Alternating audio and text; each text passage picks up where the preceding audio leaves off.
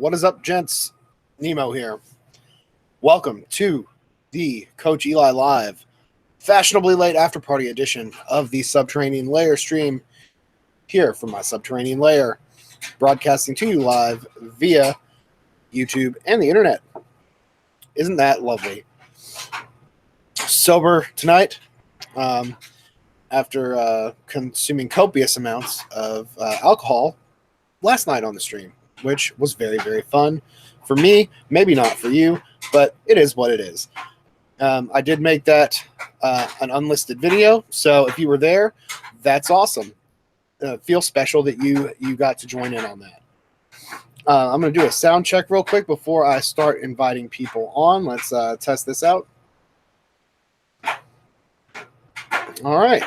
Sounds good. Levels are on point. Let's go ahead and round up some of the usual suspects. Sorry for the dead air as I send out invite links.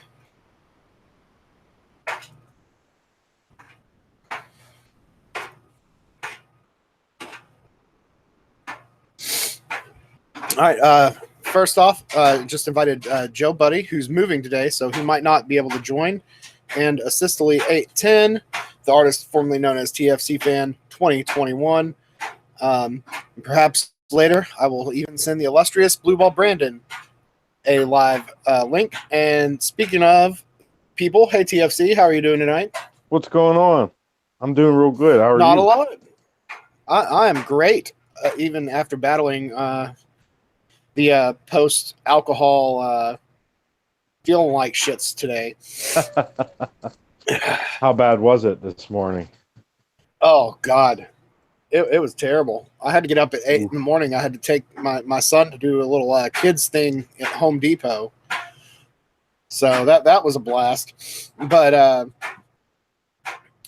don't know. I got over it fairly quickly, I guess, all things considered, my age and how piss poor I react to the morning after drinking if I don't do my post binge routine of tons of water, some Advil, and some nasty food to soak up all that offensive liquor.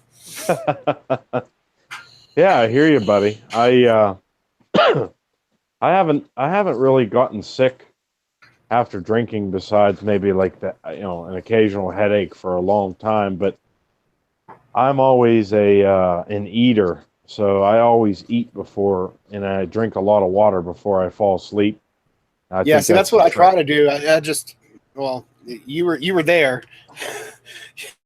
You know what happened. So yeah, I couldn't do my routine. Yeah, I always try to eat before I fall asleep, and it seems to work. So yeah, it soaks up that alcohol, so it's not sitting on your system. Coach Eli is in the house. Hey there, Eli. I'll bring you on in a few minutes, as long as there's a couple conditions, and I'll give you 10 seconds to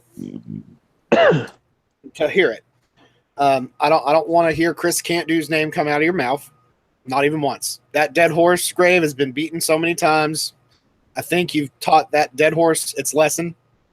And two, unless Jamie comes in and decides he wants to pop into the stream and talk, we're not going to discuss Jamie. So if you can stick to those two simple things, then we'll have fun with this after party. And you can fill me in on the gist of what happened on your show today, because I didn't really get to catch it. So Eli, I'll give you a couple seconds to go in the chat and tell me if you can at least abide by those conditions for the most part. Like I realize how you are, and some shit's going to slip out of your mouth, just like a woman. Isn't that right, buddy? That's right.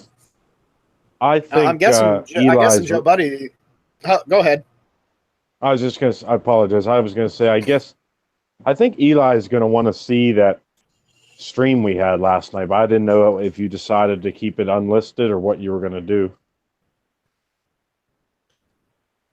Oh, Eli, I don't want to limit you on what you can talk about. I don't. But Jamie's not here to defend himself, so there's that. And TFC, you're tired of hearing about Chris can't do too, aren't you? Or is that just me? Buddy, I could talk about anything. This is entertaining to me, no matter what we talk about. All right.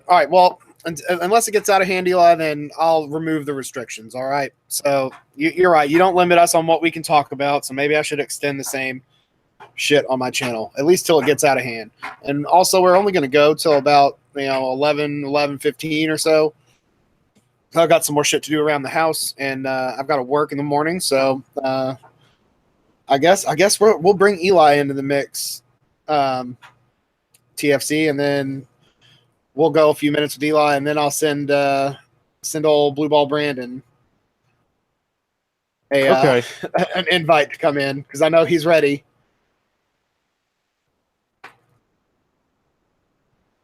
All right, Eli, I'm sending you an invitation. Now, TFC, did you watch Coach Eli live today? Some. I was actually with him today for a little while, especially in the beginning of the show. Oh, like on Hangouts or the call-in? I was on Hangouts. Ooh, fancy. Yeah. He gave you the red carpet treatment like he does Dynamite Rabbit. Isn't that right? He most certainly did. And, have you heard anything else from Joe Budee today? I know he's moving. No, I sent him a link haven't. anyway. The last thing I heard was that he was going to be moving earlier, and that was it. Yeah, that was sometime this morning. I think he sent that out into Hangouts. So hopefully his move has gone over well, and he and his mail order bride are settling into the new homestead up there in Chicagoland. That's right. Maybe they're going to catch a Bears game. The Bears. The Bears. The Bears. Yeah. Ditka. And that was a great skit. Saturday Night Live. It certainly was. Is not to change. I was going to ask. Is he going to come in then, or? I don't know. Eli, I sent you an invitation, so feel free to pop on whenever, and we'll take the gloves off, the restrictions off, and I'll just tell you to shut the fuck up if it gets out of hand.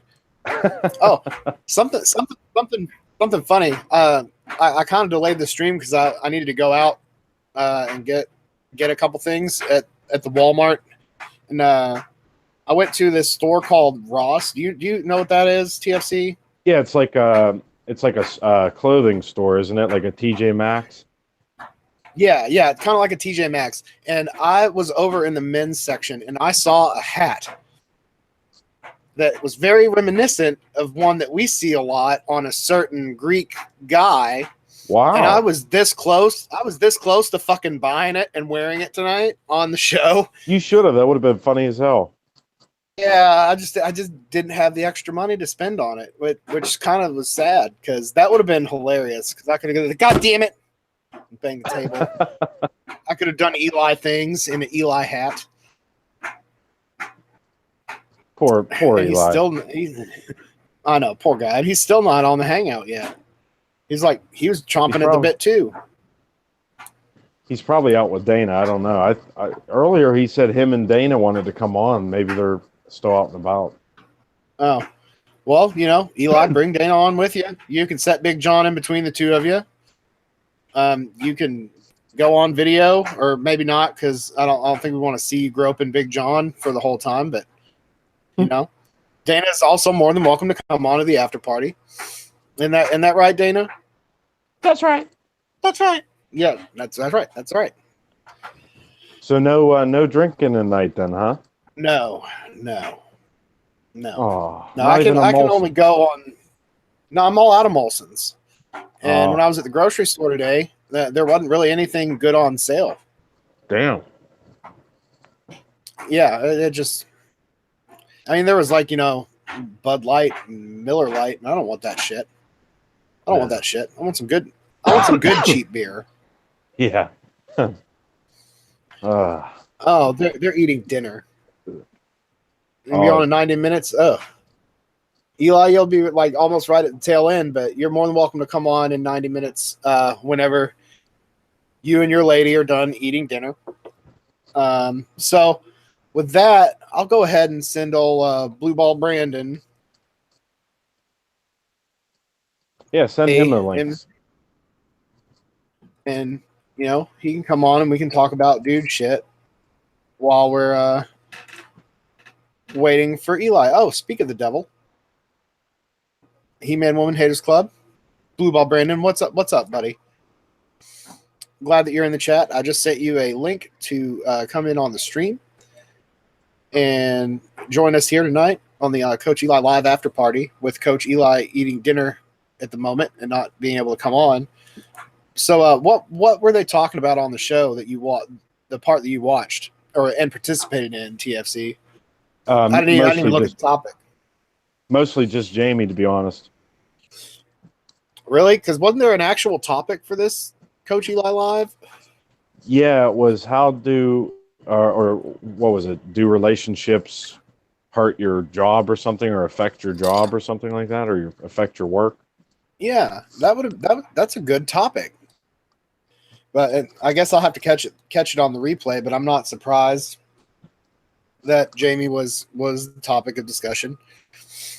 Yeah, it was an interesting discussion, especially after I didn't divulge too much of last night. I know Eli is definitely curious about last night's show. So again, I wasn't sure if you were gonna make that public or edit it or what, but I know Eli's curious for sure. I'm going to keep it unlisted, but Coach Eli, I know if you're probably listening. I will later on after this stream ends, I will send you a link to it. And that link did work, didn't it, TFC? Yes, it did. All right, and Coach Eli, I will send you the link to that stream so you can watch it at your leisure. Just don't share it around. Keep it kind of private, because it's one of those things. You had to be there. Yeah, I like to do that not only with just the embarrassing, kind of streams where I get too rowdy and drunk and pass out and snore for 4 hours, but sometimes it's that air of mystery. Like, oh, I wonder what happened on that show. Man, you had to be there, buddy. You just had to be there, buddy. Yeah, I was actually really surprised that Eli never popped in last night. I know. He must have been busy in the Bay Area. Yeah, busy in the Bay Area. Probably busy in the bedroom. He did say that. He said he had the greatest sex of his life last night. Well, that's good. Has he slept with someone that's not aged? Well, he said that Dana went as far as asking him, isn't your tongue getting tired?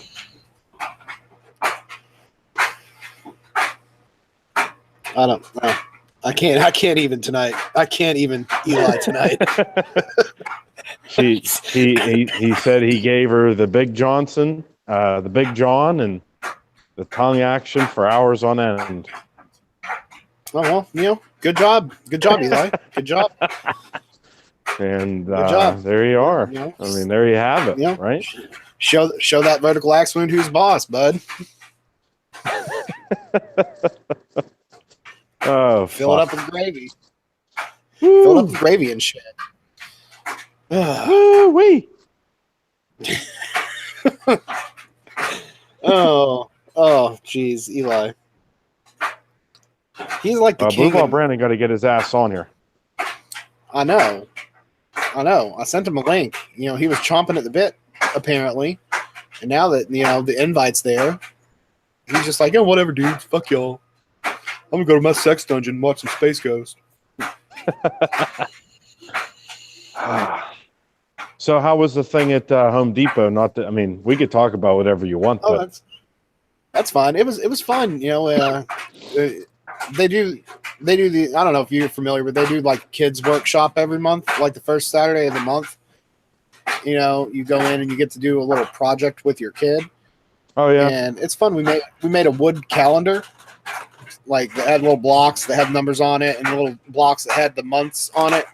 Uh-huh. It's a neat little activity, that it's mostly for the dads to actually do the project, and while the kids like try. You know, my son's not really adept with holding a hammer and using it. Right. And I don't think he's going to be one of those kids. But they all had fun actually painting the project afterwards. They get a little Home Depot apron, and they get little pins that said that they completed the activity, and get a certificate. So it's a lot of fun. And cool. it's a way to get your kids starting to learn about building things and improvement projects. So, it's a good skill to have, and I don't think a lot of kids are getting that these days. That's for sure. They all want to be artists nowadays. Yeah, most of them just want to be famous on social media. Or that. I'll again say this. At least Jamie's actually producing something, not just, hey, I tweeted, guys, give me money. That's true. Give me some of them shackles, son. I don't do that. I don't record videos for free, buddy. I need the shackles. I need shackles. Uh-oh. My phone is ringing. Never mind. Sorry about that. I just want to make sure it wasn't my boss. Oh, you're fine.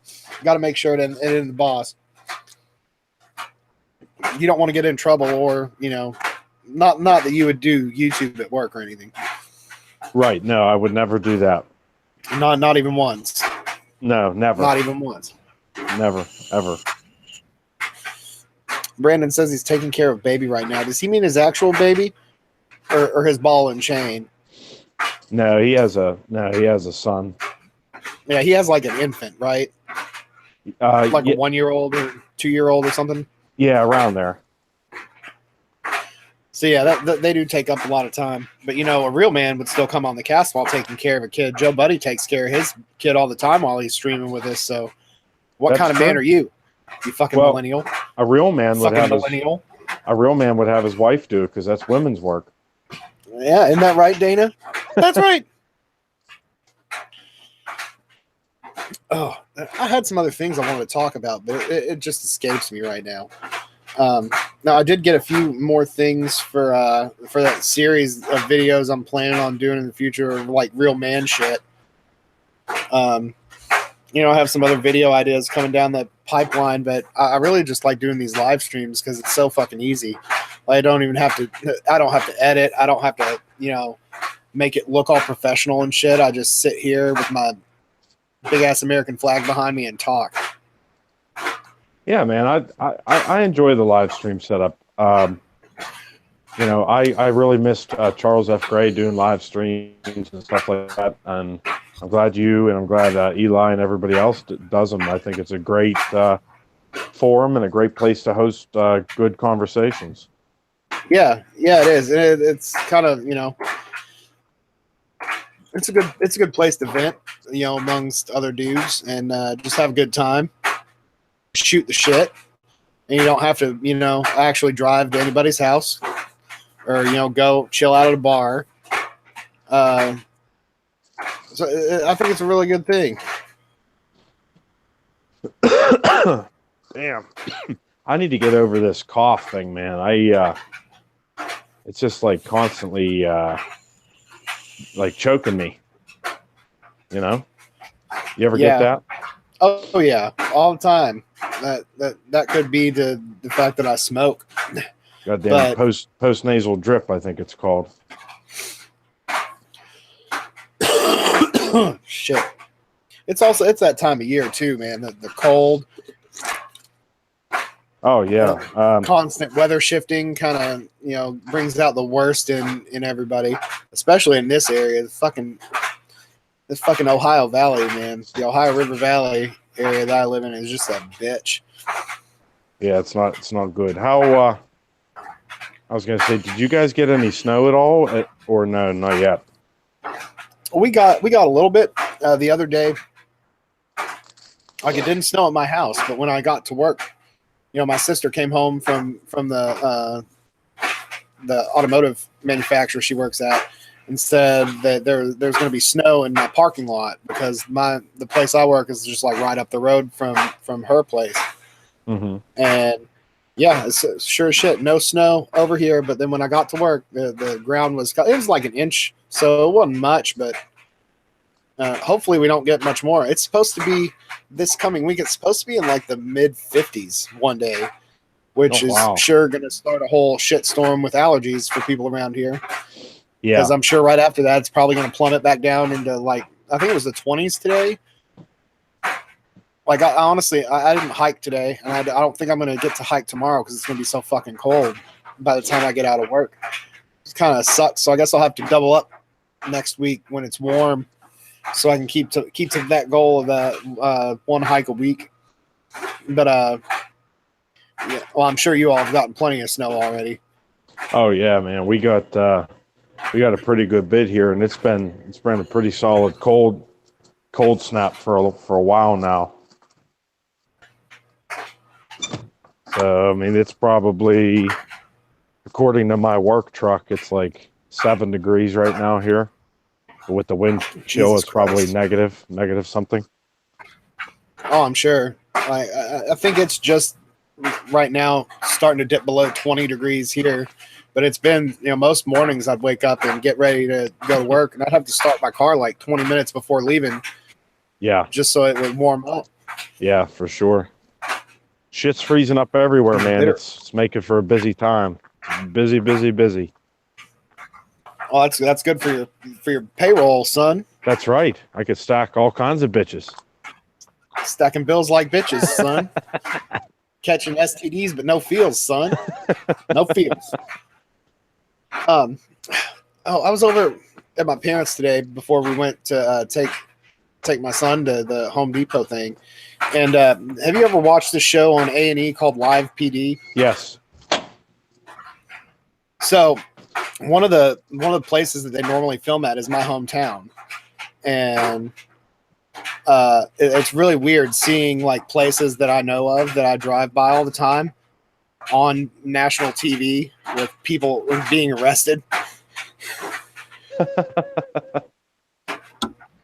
And I'm wondering if anybody else that lives in an area like mine where they've got their police department, broadcasting their arrests on national TV. And there's like, man, I pass that Burger King every fucking day, bro. Shit's real. Well, I mean, that show is as real as is most definitely real. I mean, you know, it's hard to fake a lot of that stuff. You know what I mean? And working in EMS like I did for so many years, you'll be surprised what kind of characters you come across. That's for sure. Yeah, it's nuts. I just started watching it because I think didn't they start that after the 60 Days In show or whatever that was called, where they went into the jail? Do you remember that show?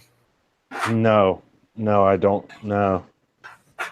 All right, well that show is like it was filmed at the county courthouse in my hometown, and they sent like it was like a reality show. They sent like 4 people undercover in the prison, and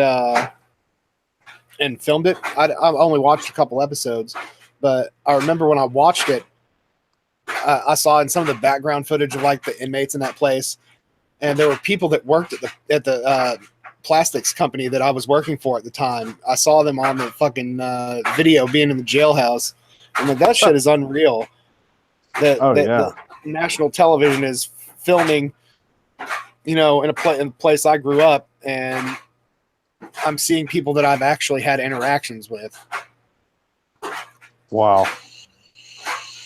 Yeah, I mean that's crazy shit, man. Whenever you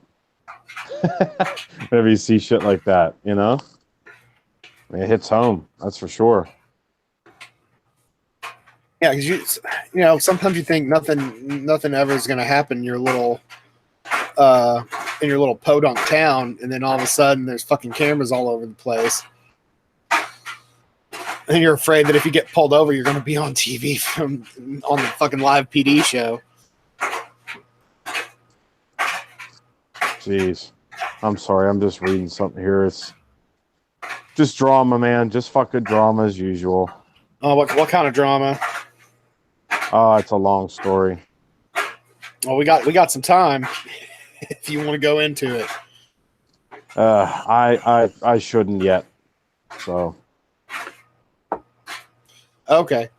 All right. Apparently, Brandon is hearing my washing machine, my dryer. Is it that loud? Is the dryer that loud? I can hear it in the background, but it's not terrible. Not at all. Okay. Well, I am in a basement, so Yeah, basement shit's gonna happen from time to time. No problem, buddy. No, it was Brandon. He was running his cocksucker in the chat. His Majesty, he still hadn't accepted that link and came into the fucking show. He's a big fucking pussy, isn't that right, baby? Isn't that right? I hear that blue ball Brandon. He's a big fucking pussy.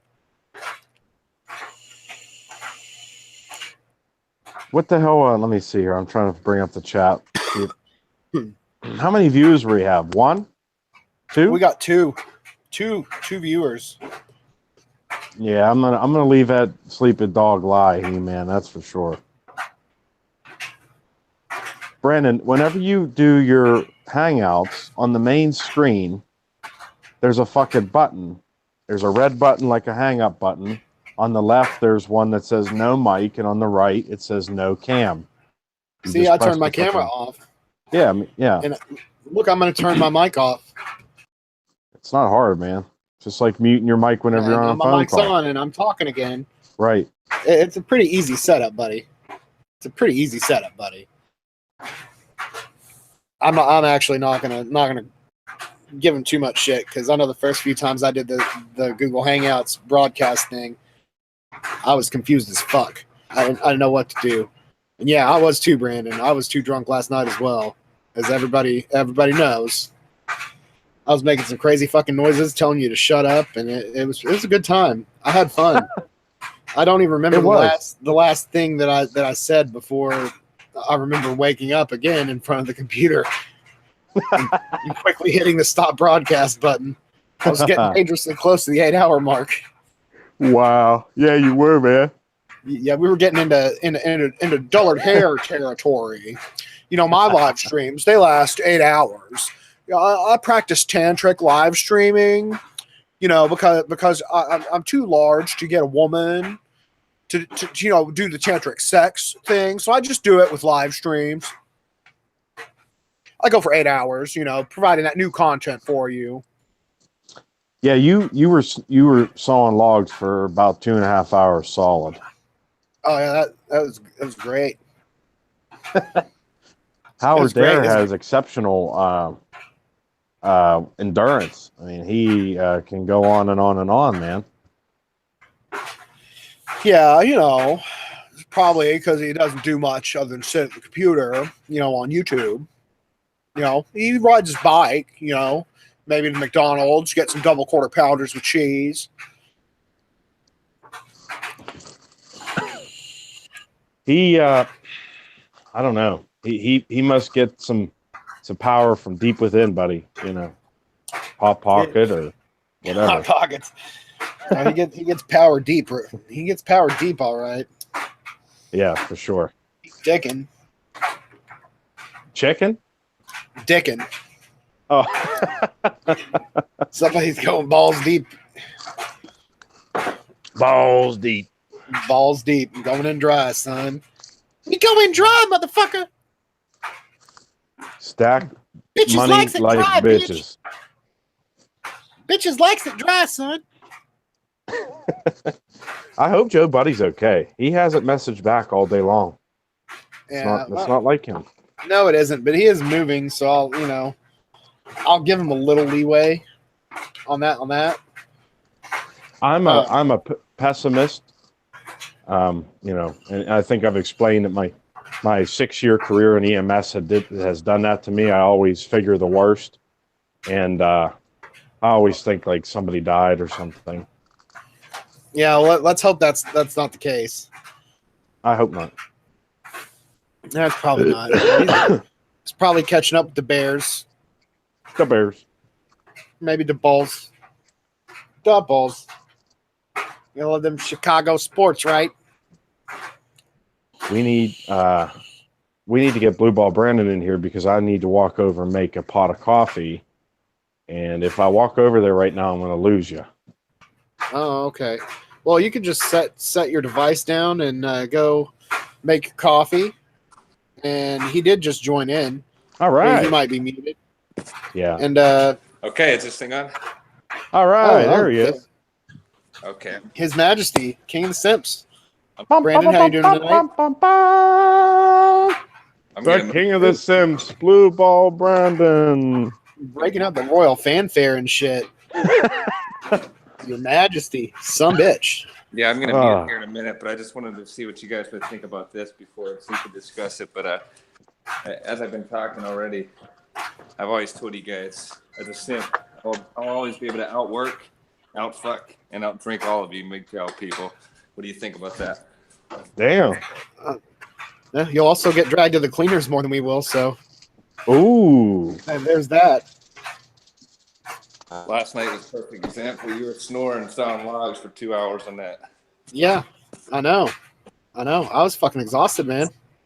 I woke up did this morning, didn't know where I was at. fucking 14 hours yesterday at work, so. Fuck no, 15 and a half hours. It's a lot of fucking time spent at a job. But you're a little younger than me, so you're probably endurance is better, Brandon. You're like you're almost 10 years younger than me. But man, we can discuss some of the stream last night when everybody gets back. And I thought even in all the drunken craziness, we had a good discussion. I feel like I defended the shit out of Jamie. Yeah, possibly a little bit too much. And I don't think Jamie realizes we're only trying to help him. Yeah, but maybe your advice just isn't, the kind of advice that would work for him. Wow. That's okay. It's all about trying to help each other out. And, you all did what you could, And best of your ability to help. And if you didn't take that, then that's great. 32 years worth of people giving him advice that he hasn't taken. There's certain life coaches that don't take advice either. You can lead a horse to water, but you can't make him beat the dead grave. Yeah, sometimes I'd rather just make T-shirts. Well, But everybody needs T-shirts, buddy. Everybody Everybody needs my kid T-shirts. real quick and whatnot, so I'm gonna mute and then I'll be listening in. But I'll stay on the line. All right, you're fine. Yeah, stay on the line. I'm sure TFC's still making this pot of coffee, so I'll just monologue for a minute. If I can think of something to monologue about.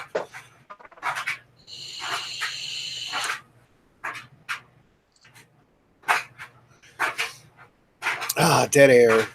It's just soothing, satisfying sounds of I'm on the nothingness. phone. Oh, okay. There you are. What?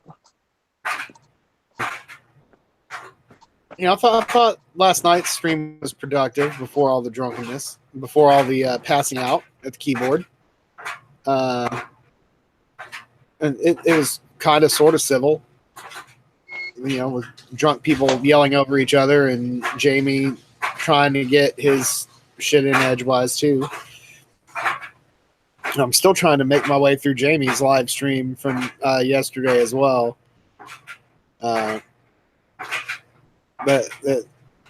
even if it is a little dull at points, I mean, it's his first stream, so I'm sure he'll get better. And, it stayed on topic, which is very nice. I love live streams that have topics that stay on the topic and don't end up just being discussing drama for half of the time and only touching on topics for 2 or 3 minutes.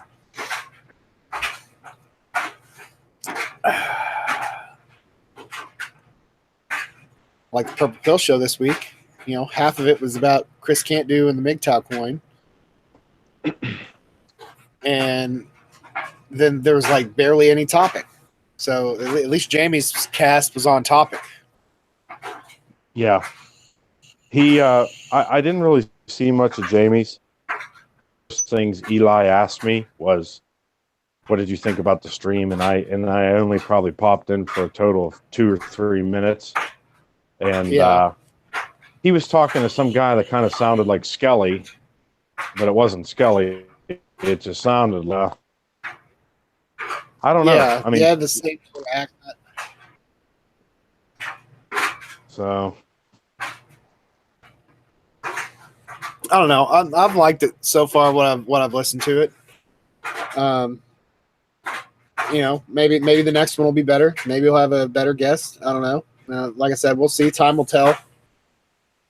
But if he stays on topic, I think his stream will be successful, because there need to be more topic based streams that, you know, stick to the guidelines. Like, sure. if I decide to do a topic stream and not just these little after party hangouts, I'm definitely going to try to keep things flowing. So that means Eli might not be able to guest very much, because he's the king of running around in circles about shit that isn't meant to be talked about. Well, I must say, for the hour or maybe 45 minutes that I was with him, I don't remember him mentioning Chris Cantu's name. So, well, that's good. At least that dick's out of his mouth. For now, right? Yeah, you know, until the next time he releases a video about something that Eli doesn't agree with. But, you know, then he'll do Eli shit for that too, which is fine. You know, more power to you, buddy, if you're listening. But I don't know if you I forget how late you came on the stream last night, TFC, because it wasn't right at the beginning. I came on a little after midnight, and you guys, Blue Ball Brandon was on there, and you guys were talking to Jamie, and that's where I thought it was an excellent show. Yeah.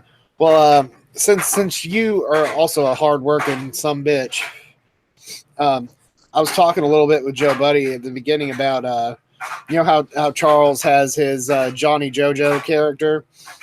Yes. That he talks about, and I don't know how much of the stream you listened to, if you just kind of went forward to the Jamie stuff, but I coined a Tardy Timothy.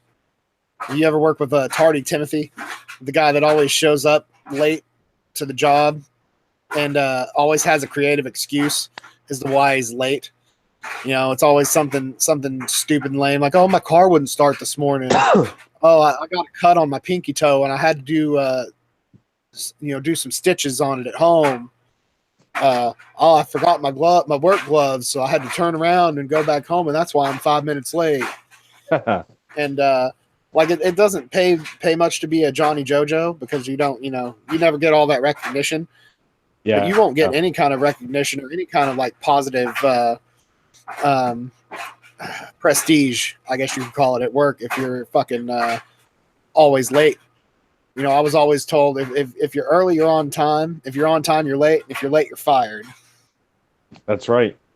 You're right about that. We don't really have any. Go ahead. Oh, you don't? I was going to say the funny thing is that the Tardy Timothys, a lot of them seem to never get fucking in trouble. Right. But if you do one thing wrong, they're all over your fucking ass. So you know, what the fuck's the deal with that? But, you know, I've never understood the Tardy Timothys. And they're usually the ones that, you know, don't stick around for very long. They might work, you know, a couple months and then quit or get fired. Or if you have a point system, you can point out. But you can go ahead. I'm sorry I cut you off there, buddy. Oh, that's all right. Yeah, we're kind of a small shop where I work, so any Tardy Timothys. But I have worked at jobs with people that are like that. Is irritating. I think it's very disrespectful, especially if it's a kind of job where you have to do like the next crew, so to speak. Like if the guy that's working can't leave until you show up. Yep. I think it's very disrespectful. Consistently late, leave 5 minutes sooner. I mean, I don't know what's so hard about that, but yeah. The weird thing is that Eli, Same with Eli. All he needs to do is start his show 5 minutes sooner, you know? Yeah. Yeah, it's never on time. But like at my new job, at my full-time job, you know, I've been there, you know, almost a month now, and I've already got some seniority. I already got 2 people underneath me on my shift. But like the newest guy, he is a tardy fucking Timothy, dude. He has never been on time. You know, we start work at 6 fucking a.m. and he has not been there at 6 a.m. one goddamn time. And yeah, that's kind of fucked up, you know. And he started like right before we had our shutdown, so this is only his second week, and it's just fucking nuts. And I'm like, he lives 4 miles up the road from our job. Wow. I live it takes me like 20 to 25 minutes to get to fucking work, and I'm there 30 minutes early. 30 fucking minutes early, sitting in the parking lot waiting. Because I was always punctuality is lost on people today, and it's not even just the millennial generation. Even the older people are fucking starting to be tardy Tims. I was gonna say I'm usually here about 10 minutes because I like to come in, BS with the guys for a few minutes, see if it's not already made. You know what I mean? Get my work boots on, stuff like that. Being in a union shop, they probably can't do much to us. I mean, yeah, of course the boss could say something if it's getting out of hand, but in a union environment, they kind of leave you alone, at least in my union environment. So it varies, you know. But I've also worked at jobs where there's a time, what do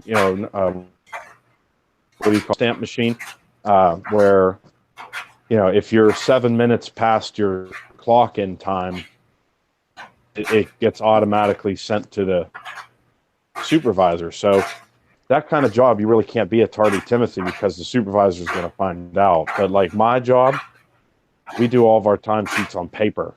So so it's not, you know, there's no time card, there's no time stamp. Yeah, so it's just kind of like an honor system thing. Yeah, basically, and of course, you know, sometimes it gets abused. I mean, no doubt about it. But well, yeah, but I mean, you don't have like the repeat offenders that always abuse the system, though. Well, at least not in my shop, no. So, but I think it's very important to be on time. I mean, especially for your work. Yeah. And like you said, it's funny. The one time I was 5 minutes late. And my boss was like, "What's going on, man?" I'm like, Jesus Christ! I show up early, 10 minutes 10 minutes early every fucking day, and one time when it's a deal. You know what I mean? Yeah. I didn't get in trouble, but whenever somebody's consistently early, it's funny. Like you said, they get noticed more when they're late. Yeah, yeah. But the people who are constantly late, they never get noticed because the supervisors and the other people are like, oh, well, he's always late. So, the one day he shows up on time. Look at you. Let's give you a what'd you do? Shit the bed? Yeah. It's important with your job, but I think it's also important like in regular social situations. You know, if you say you're going to be somewhere at 5 p.m., you show up at 4:55, you know, ready. Or at the very least 4:59 and 59 seconds, you know.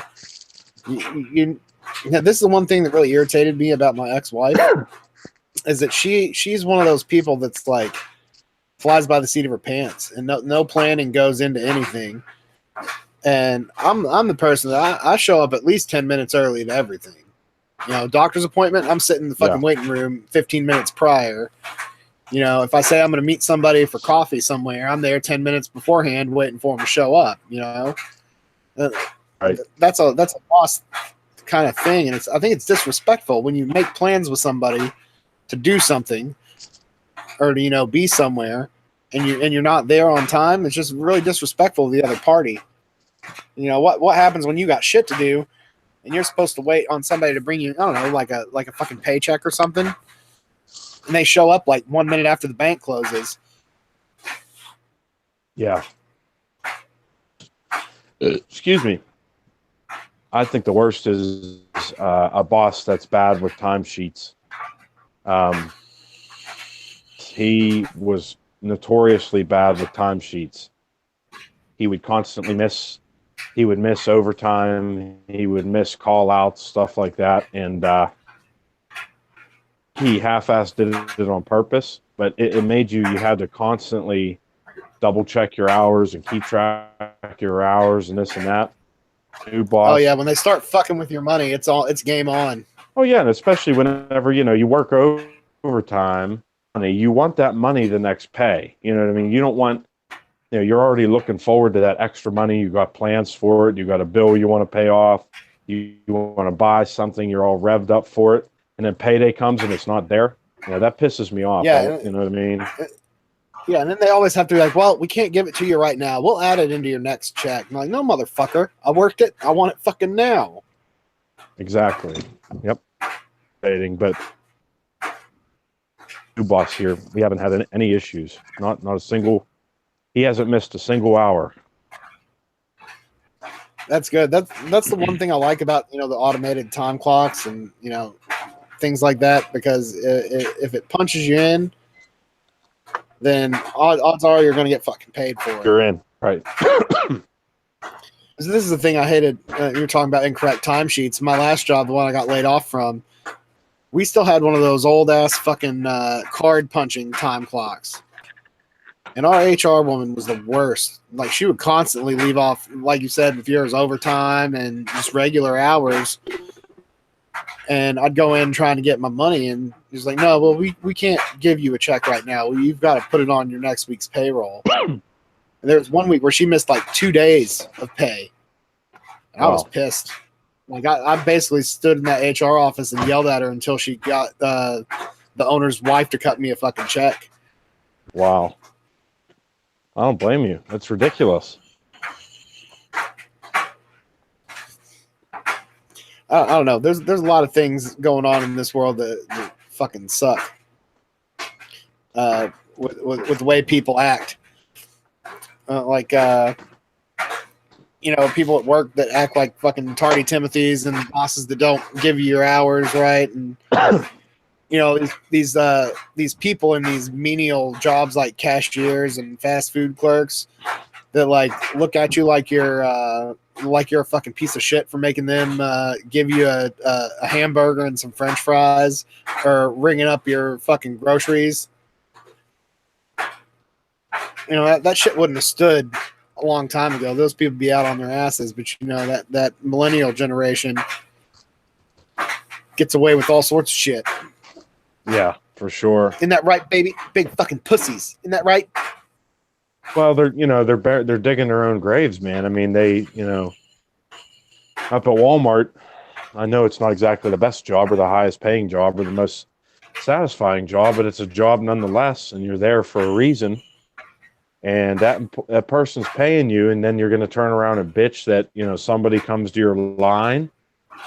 Yeah, well, not only at my are they paying you, but you get discounts, and like at Walmart, I'm sure you get profit sharing, and like you get to buy into the company and shit. So you get all these perks. So and you can't be satisfied, and they seem like they don't even want to be there. So just quit. Well, and whoosh whoosh, I do have the dryer running. So apologies if that noise is too loud. It's not. But the fucking laundry's got to get done, son. Well, my point is that Walmart's putting in these self checkout lanes now, and it's eliminating jobs. So do you want if you're a cashier at Walmart, you should want people to come into your line, because that means you still have a fucking job, right? Fuck yeah, exactly. Is all these people are crying like we need $15 minimum wage at McDonald's. That law gets changed, and McDonald's has to start paying people $15. McDonald's is gonna have fucking robots that give you take your fucking order. That's what's gonna happen. No doubt about it. No doubt about it. All this bitching and whining is gonna put you out of work, because that's all you're qualified to do, because you just want to sit at home and fucking play on your cell phone and get on Twitter and you didn't go out and you didn't learn a valuable skill that you can market. Yeah. Oh, and yeah, Whoosh Whoosh said he wasn't bitching. Just noticed it. I know you weren't bitching. I just having some fun. yeah, I was going to say, as pro union, the downside, and a lot of times the union mindset where a lot of people that are in a union environment, they price themselves out of a job. Their hourly rate becomes too expensive, and the company ends up finding alternatives, and you get laid off, and then you're fighting for your next big raise, and next thing you know, you don't have a job at all. Either that, or they turn around and hire somebody else that's non-union because it's cheaper wages, right? Yep. Cheaper cost. And yep. Like I said, they'll either do that or they'll build a robot to do the job. Yeah, well, some jobs I'm fully convinced not every single job a robot can do, at least not with the technology we have now. Not about in the future, I'm sure we all could be replaced, but Yeah, I'm talking more of a lot of the factory jobs are becoming more automated. Like even your automotive manufacturers are becoming more automated than they previously were before. So you got Johnny come lately at the assembly line, at Chevrolet, and he puts 2 bolts in the door. And all of a sudden Chevrolet's bottom line drops, and they need to figure out a way to cut costs, and they design a robot to put those 2 bolts in. Yep. Johnny come lately's back out on the floor, on the street, on his ass, begging for change and sucking dick in the back alley. Yeah. Oh yeah, no doubt about it. I mean, it's kind of those kind of assembly jobs susceptible to that. There are a lot of union jobs though that that would probably never happen. I don't see robots building skyscrapers anytime soon. You know what I mean? Like that kind of shit. Yeah, I don't worker. Yeah, I don't see robotic electricians walking around and wiring up big office buildings either. Right. But those are the jobs that right now people aren't going into. No. And that's goddamn good money. It's goddamn good money. They want to be artists. That's just going to be your go-to for everything, isn't it? Well, man, just kids wanting to be an artist, man. I swear. They want to be artists. They want to shirts. But I don't know. That's fucked up. That's part of the reason I don't really agree with the public school system pushing college on every fucking kid. Like even the dumb ones. Or even the ones that they're not dumb, they're just, they're not college material, but nobody's ever told them they're not college material. And there's other options that they can do to, make a really good career out of, nobody's, pushing out, hey, you should go into plumbing. You should go into like heating and air conditioning, man. Maybe you should go into be an electrician, be a commercial electrician. These are all solid, good skills that are never going to go out of fucking style. Somebody's always going to clog their fucking toilet. Train system's always going to fucking go out when it's 90 degrees outside. And there are always going to be new construction that needs wired up. And there's always going to be new houses that need built, that need carpenters, they need bricklayers. But they want to make everybody go to these touchy-feely liberal arts colleges to learn, feminist vagina painting and the art of cuckery, or to be feelings police, and they're not saying, hey, why don't you pick up a fucking hammer, Joe Nobody, and get out there and build a fucking lay the foundation and build a fucking house, brother. Yeah. No doubt about it, man. It's a shame. I mean, that the guidance counselors are not guiding anything but student loans. It's almost like they're fucking loan officers. Right. That's what I was going to say. It's almost like it's almost like they work for the loan companies, right? Because they just say, yeah, just go to college and you'll figure out once you get in there. You know what I mean? Just go to college or you're going to be a total loser. You know what I mean? That's pretty much what I was told. Because that's all fucking. It's the government funded public education system, trying to shill for the government funded collegiate education system. It's all a big fucking scam, and all these kids that are going to school for all these touchy feely degrees, they're never going to pay those loans back. They're going to be in debt from the day they graduate till the day they die. Yep. And it's fucking nuts. Well, that's the government for us, right? I mean, what other, where else could a 18-year-old kid go out and get approved for, a $50,000 loan? It's not going to happen. But no, fucking nowhere. They're not going to approve that 18-year-old kid to fucking take out a loan on a new Maserati. No, but so why are they going to let him take out a Maserati's worth of money on a fucking 2 years of a college education at a shitty state school? Exactly, and that's our government at work, man. They approve this shit, and then look what happens. It's a disaster. Yeah, and the thing is they know what they're doing in relation to the social environment that they're creating here with the fucking getting all of us to fight with each other about shit that doesn't fucking matter anymore. Like all the sexism bullshit and all the racism bullshit, and even the fucking red pill guys. We're all fucking arguing about shit to each other, and all the while, the fat cats in Washington are sitting there pocketing all of our fucking shackles. They're taking our fucking. They took our shackles, motherfucker. Well, they took my shackles. At a bare basic level, they're creating class warfare. They're making the middle class and the lower class go against one another. Meanwhile, it's the upper class that are really taking the cake, right? Of course, and they know what they're doing. And the thing is if John and Jane Everyman, like us guys, actually stood up, realizing we're the majority, and went and took our fucking country back, that we have them outnumbered and outgunned. And you and I both being white males, we outnumber fucking, our ethnicity is the majority of people in this fucking country.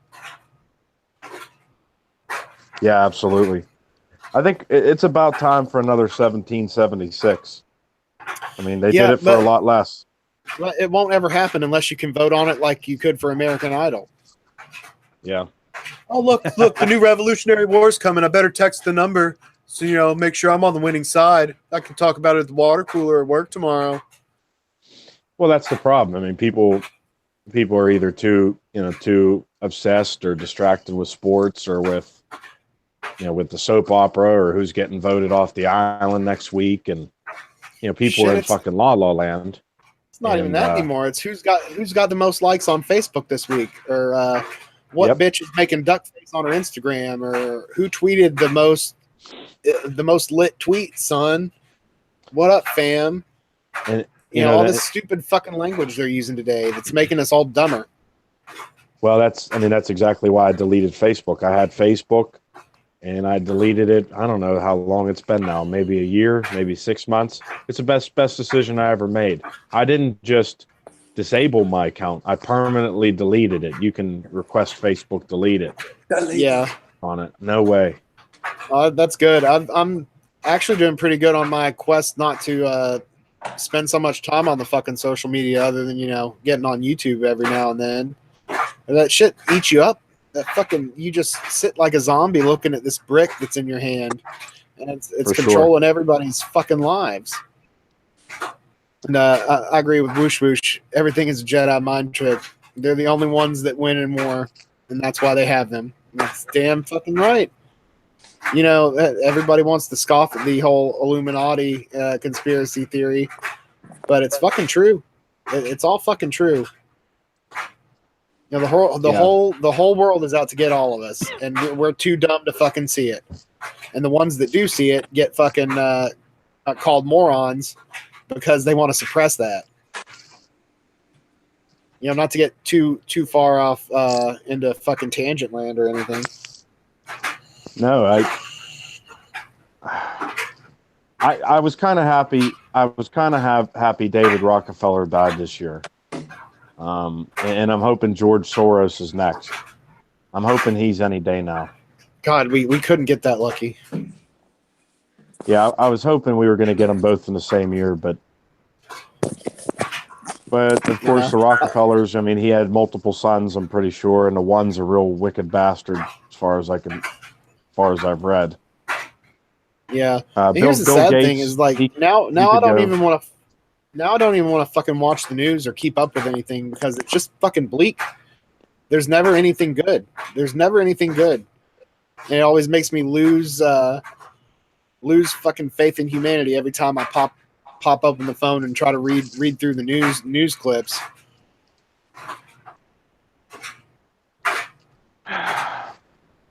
It's, I don't know, man. All we could do, I think you'll drive yourself fucking nuts if you try to worry about everything all the time. I mean, I do myself. And I try to follow politics. I try to follow everything that's going on with the bigger picture and the global elite and, all that shit. And I mean, you'll drive yourself fucking crazy, Yeah, I can't fucking do it. I did it back in when was the first Obama election? Was that 2008? Yeah. And I was a fucking political junkie. Like I watched fucking news all day long, and I drove myself fucking insane, trying to get around all of that. And the second time around, I just didn't even fucking bother because I knew he was gonna fucking win again. Yeah, that was. And Obama this time was around, yeah, go ahead. I was gonna say Obama was 8 years of total failure, in my opinion. He might have did a handful. Go ahead. He might have did a handful of things good, but I mean the fucking mountain of bad is to me he's the most disgraceful president hopefully we'll ever see. Hopefully. Yeah, well, and the sad thing is that it's not going to all trickle down until this Trump administration. So everybody's going to blame him for all the bad shit that happened. That's really just a runoff from the Obama administration's policies. So, it's the same. The same shit happened with George W. Bush. A lot of the bad shit that happened during his 8 years is just fucking runoff from the Clinton administration, and the shit just keeps rolling downhill. Yeah, buddy. I don't know. I don't mean to change the subject of the show. We could continue talking about this, but last night you guys were talking investing. What did you guys get into? I don't really think we got into much. Oh, we just dabbled into it. We didn't really get into it. I would like to start investing when I start getting some shit saved up. I'm still playing catch up from that 2 months that I was laid off. I'd like to start, investing in some precious metals, especially silver, because it's not super expensive right now. Trying to build up a little stash, because we all know that one day the collapse will inevitably show up, whether it's in our lifetime or not. It's good to be prepared for that kind of shit, especially financially. And those fucking greenbacks aren't going to mean shit when everything falls apart. No. Well, if it truly gets to Road Warrior, Mad Max kind of, it's going to be guns, ammo, water, food, Yeah. Man, that'll be your currency. All these fucking millennials are going to be shit out of luck because they have no fucking basic survival skills. None. Like, what's going to happen when the fucking electricity goes off and they can't charge their goddamn iPhone? They're going to fucking fall apart. It's going to be funny. I'm going to kill a lot of them with my knives. I guarantee it. I'm picking them off. More food for my family. Not to change. Well, I was going to say not to change the subject again, but I was going to look online here. Brandon suggested I get into a little bit of European stock, and I'm trying to decide which one to go with. I'm trying to decide how to set up my future directions. Well, European and the Japs. The Japs just had a really good week this past week. anything international that allies with the U.S., you're going to be making money this year. Well, I have a choice. I can get American, Europe Pacific, and then there's another one here that's offshore. Let me see, or maybe that's the only one. Trying to see. Yeah, I think it's just American, Europe Pacific. Yeah, if you weren't investing last year, then you missed out on one of the greatest rides in the last 20, 30 years of investing. And it all trickles down to the Trump effect, regardless of what the millennials or the libtards think about him. He's given a lot of promise towards businesses and companies and the economy, and it's showing globally. Oh, no doubt about it. I mean, it was huge growth. Actually, unbelievable. And you got guys, and I don't mean to keep bringing them up, but Jamie got upset when we mentioned Trump last night. These guys get upset about the words that he uses that hurt people's feelings. But sometimes we need strong words. But jobs are coming back. Kentucky's already seen it. Hey, bud. Listen to this. Okay, this fucking hold on. Okay, the gross expense ratio of this is 50%. So Dave would call that a relatively inexpensive stock, right? Last year, 30% growth. 3 years is 7.8. 5 years is 9.6. Yeah. Since inception, it was born 2009. So it hasn't gone 10 years yet. Okay, so it's not really old enough to judge at this point. So what you want to do is you want to find the S&P 500 and see what it's averaged. It averages about 10% a year historically. And you want to find stocks that have been around for 50 years at least to see what they average. And they should average at or above what the S&P 500 averages. That's what sucks about my choices. They're kind of limited. They're all kind of young. Stocks, but I mean they're doing good. But that's my only international. Right now, a lot of these guys right now are gambling their whole. Basically, they're putting mortgages on their house or taking out loans on their house to gamble their life savings on cryptocurrency, which nobody knows enough about right now to know if that's worth. It's ran by criminals at this point. Not really worth putting loans out on your house for. Yeah, that's risky in my opinion. Very risky. But I keep seeing people talk about Bitcoin, but I think before too long Bitcoin will be shut down. No, it's all about the Eli shackle right now. That's the new purple pill crypto coin. I'm creating it. You know, it doesn't exist anywhere in this blockchain thing, and it's 100% scam. So invest now. Get in the ground floor. It's going to have Eli's face on it. And on the back, it's going to say, "Isn't that right, Dana?" That's right. All right. Well, I'm muting for a second to go up and get a diet drink. So if you want to continue your all's discussion on investing, that would actually be a good topic that I can do on a live stream where we actually have subject matter.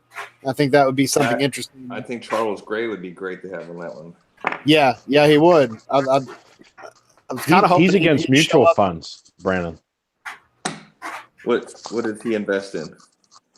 He invests in mainly gold and precious metals, but he's against mutual funds. He thinks they're too expensive. Well, gold and precious metals are kind of asinine to invest in, but that's just my 2 cents. Well, his argument is that the stock market is not based on anything. It's not backed by anything. It could be crashed at any moment, right? So, but his opinion is, you know, gold and silver and even copper, and he's talked about other different metals even. So does he actually have the gold and silvers in hand, or does he buy it online and he just hopes that when he wants it, he can get it? No, he specifically mentions not doing certificates. He buys physical gold and silver. I mean, I guess I don't know how much. I don't know how much, but he specifically said, you know, not to, if you're going to do that, not to do the certificate shit.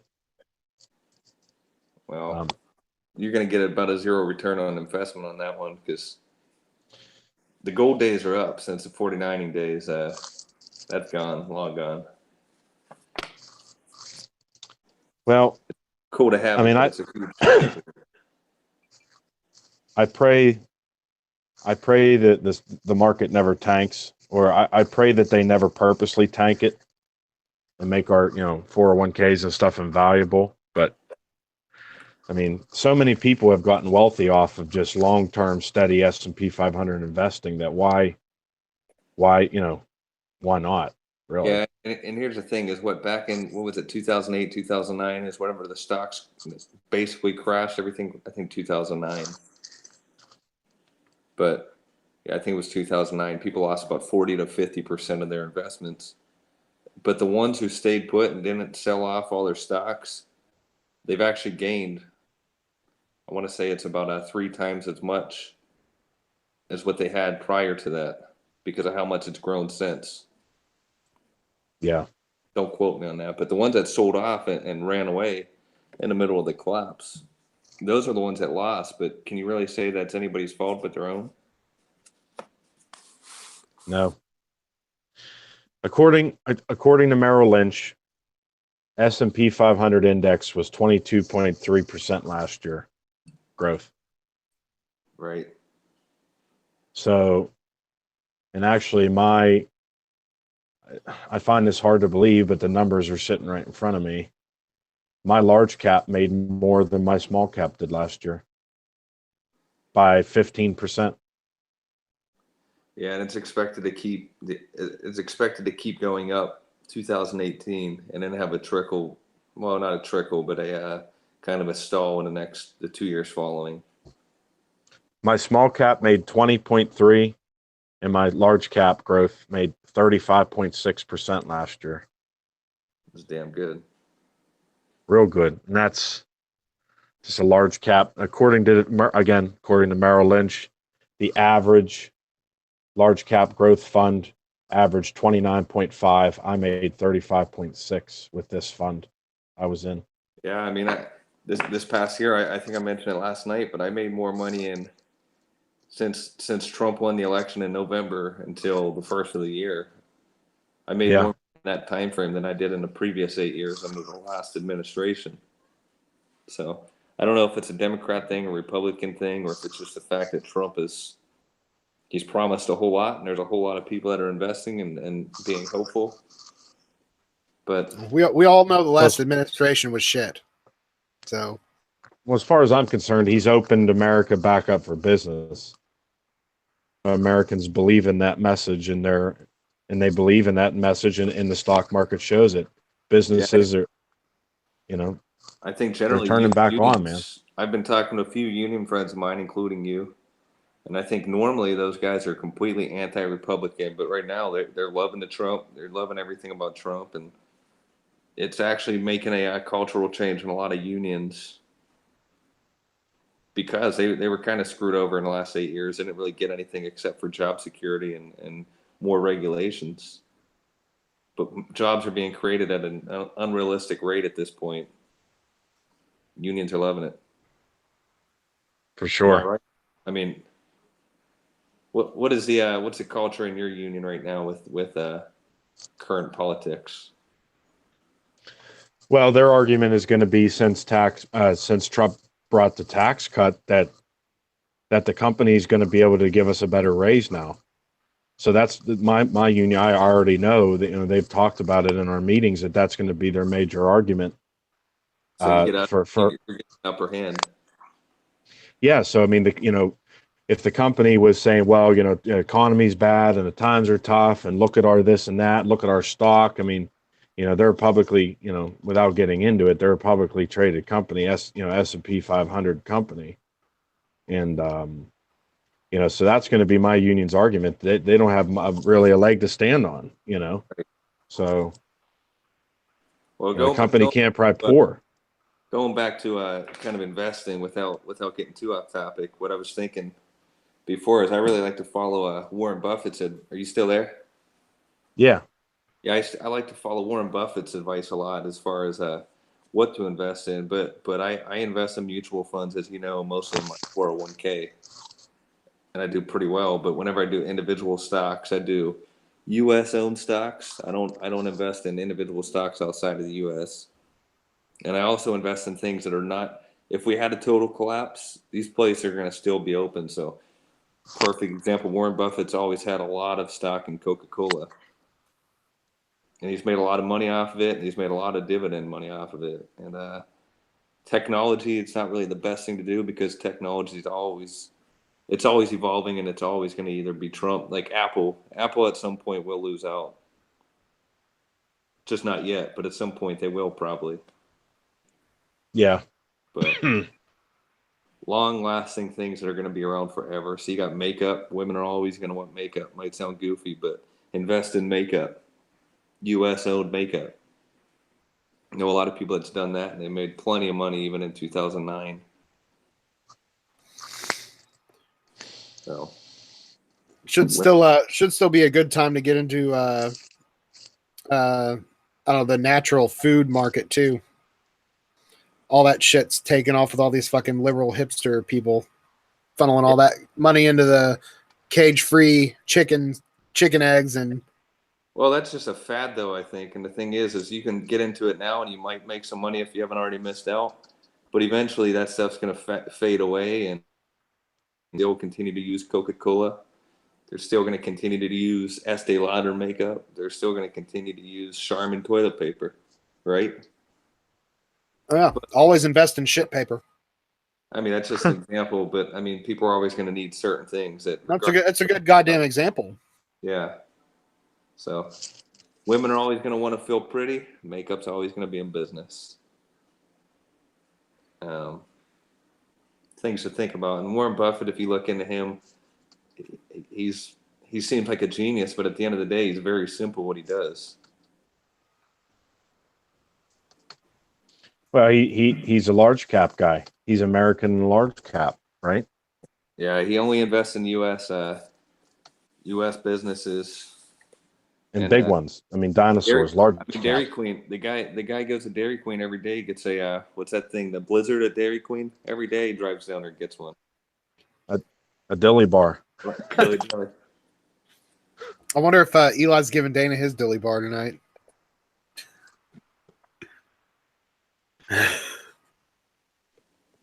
Oh, look, Guru MGTOW 777 just popped up in the chat. What's up, buddy? All right. 10 seconds, guys. 10 seconds. Anybody have a HBO here? No. But I mean, I could probably watch it illegally somehow. Well, if you ever get the time, go on to I don't know where you can find it, but it's called Becoming Warren Buffett. It's an HBO documentary. Really, really, it's about an hour long. Pretty good. Well, from what I was told, as far as Warren Buffett goes, I mean, of course, he's an excellent investor, but you can't do what Warren Buffett says. You have to watch what Warren Buffett actually does, right? With his investing, because what he says and what he does is two different things. Well, you can always learn more by watching what a man does rather than listening to words that come out of his mouth. Because somebody can say one thing out, to your face, and then all of a sudden you see him later on doing the complete opposite. So you want to follow what action they're taking. Because odds are they're lying to your fucking face. Last I heard, he moved everything to the railroad. He went major railroad, but I don't know. Oh no, he went airlines. He sold off a lot of railroads recently. He went airline. He's never invested in the airline industry previously, so he sold off all his Walmart stock, which was people thought Walmart was kind of dumping, which it looks like they are. They're losing a lot of money to Amazon. Yeah, Amazon. Well, that would have been something to invest in a long ass fucking time ago. Was Amazon? Their shit's blown up, blown the fuck up. Jeff Bezos or whatever his name is I want to say he's the richest man in the world right now. Yeah. He did pass Bill Gates. He hit 100 million or 100 billion. Jeff Bezos, what's his name? Jeff Bezos. Mm-hmm. Bezos. Yeah. Yeah, he passed Gates. Yeah, my recent ex-fiance, she works at one of the distribution centers for Amazon. And and I think she had, like, right before we had broke up, she had recently got her stock cashed out. You know, they give you a certain amount of stocks, and after, you know, they vest after a couple years. I think the stock price was like right below $900 at that point. And this was only like four months ago, and now it's like almost $1,700. Last time I looked. Oh yeah, Shit's blown up fast.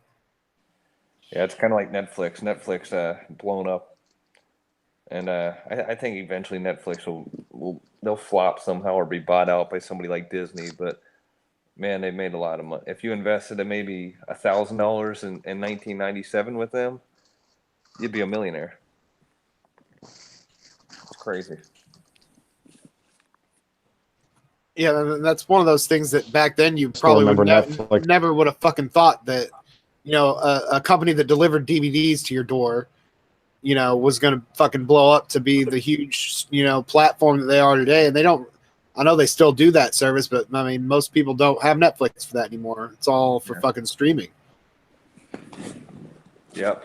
And you know, Under Armour is Right. another success story. So all these people think like you have to be from a wealthy family to make it huge. Warren Buffett was dirt poor, you know. I don't know about Jeff Bezos. I don't know much of him, but Kevin. Well, I mean, he started fucking Amazon in his goddamn garage. Yeah, and that's Kevin Plank, the Under Armour founder. He started Under Armour knitting shit in his grandma's. He lived with his grandma. He was homeless, lived with his grandma. So, you know, you could say he was an artist. He was Jamie at one point. But he found a way to do it. He had the drive to do it, which I just don't see that in Jamie. Not trying to get back on Jamie, but Well, it's a decent example. I guess I'll allow it without bitching too much. And that's what I was trying to get through to him is, hey, if you're gonna do T-shirts, do it right. But also you got to do more than just do it as a hobby. You got to find a way to be the best at what you're doing, and he got upset with that. But yeah, Kevin Plank, he's a perfect example of the American dream. He's multi-billionaire at this point. Wow. It's crazy stuff, man. Yeah, and I mean, you got guys that aren't willing to do that, and they just want to say you need to come from a wealthy family to have anything in life, which that's just not the case. You need a work ethic and a drive. Well, basically, you need to know the next hot startup, right? And you need to know what's coming down the pipeline, and you need to get a little bit of money into that and hope it grows. You know, hope the next Facebook grows. You know what I mean, or whatever. People are making millions of dollars on YouTube somehow. I don't know how, but they find a way to do it, and that could just be having cats lick you or whatever. And these people, it's all about playing to the lowest common denominator when you're talking about, you know, people making big bucks on YouTube. You know, do makeup tutorials and film your cat doing funny shit, and you can make a buttload. Yeah. Well, I mean, look at Ryan's toy videos. That little Chinese kid that him and his parents made that channel. And it's just them running around doing all kinds of stupid shit. They made 11 million last year. Yeah, and people get upset about that. I mean, they're smart, and they have a drive, and I could respect that kind of thing. You know. You know, if you find a way to make money, and you don't have to, you know, do anything that seems actual labor, and it's paying your dividends, you know, good for fucking you. I mean, as much as I hate the Catch Me Outside girl, you know, she outsmarted America. You know what I'm talking about. Catch Me Outside, how about that? Yeah, how about that? She's made millions. She just paid off her parents' house and everything, but she made it off of tricking America at 14, 13 years old. I don't respect it. You got to respect her ability to realize the weakness in the American society, and she captivated on it. Yep, sure did. Just Catch Me Outside, catch her in her limousine now because she's rich as shit. For sure. And we're all sitting here talking bad about her, but she's laughing, drinking a non-alcoholic martini.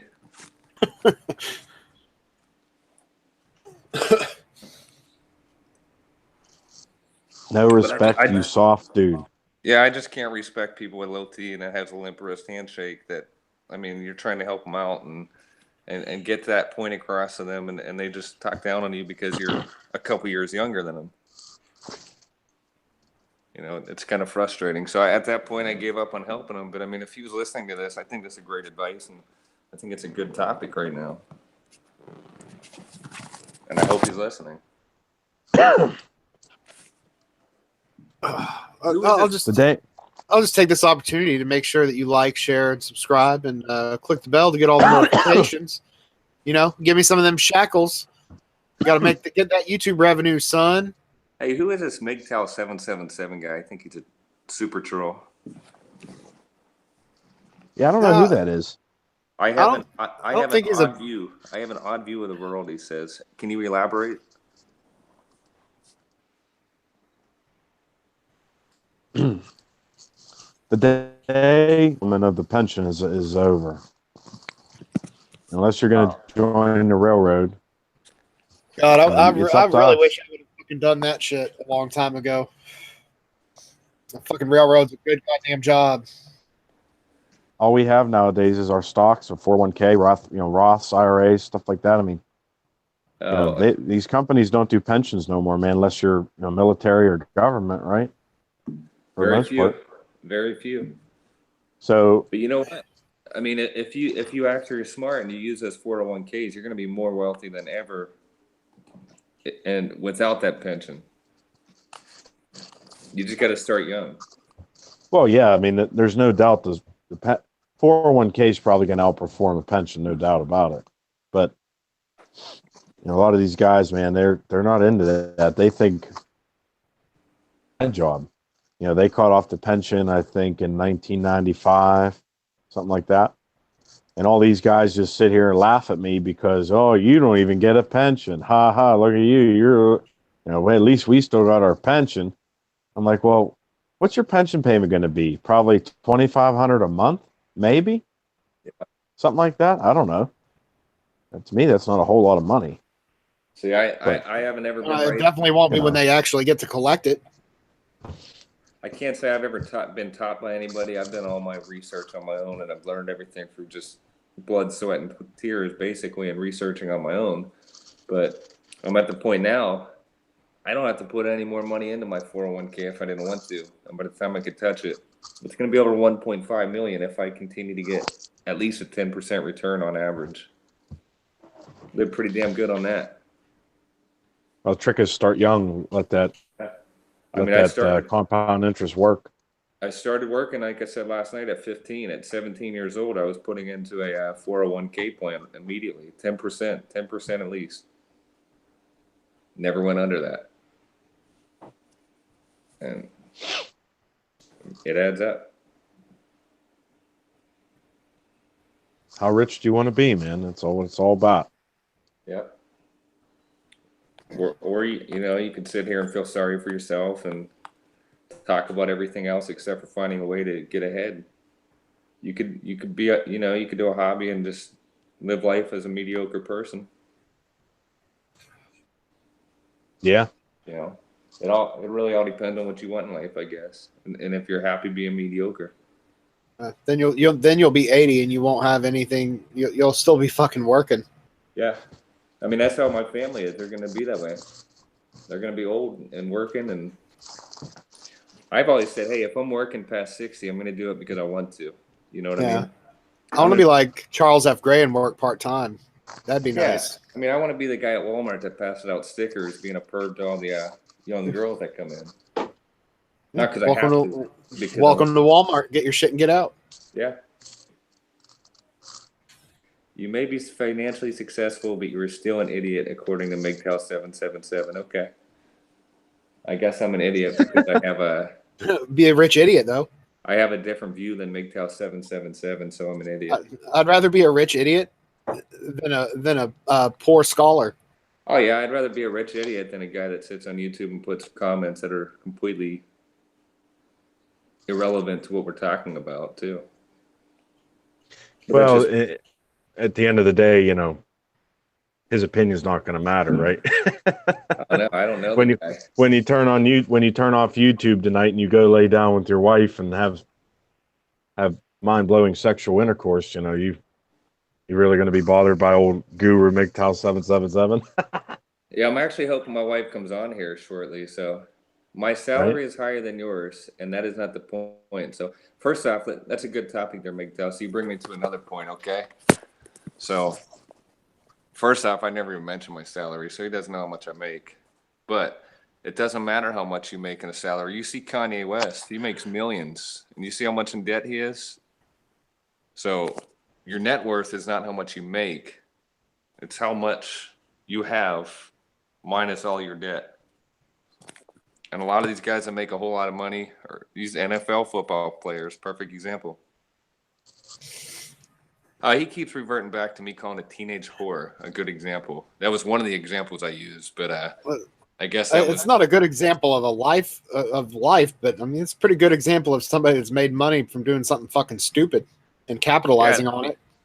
That was a whole point is, hey, she's seen a weakness in American society and she capitalized on it. And no, it's not a noble way to do it, but she's not sitting on YouTube like Jamie feeling okay about, he get a couple viewers on his YouTube channel and he thinks that's okay. And in his spare time, he knits t-shirts for $1,500 a month.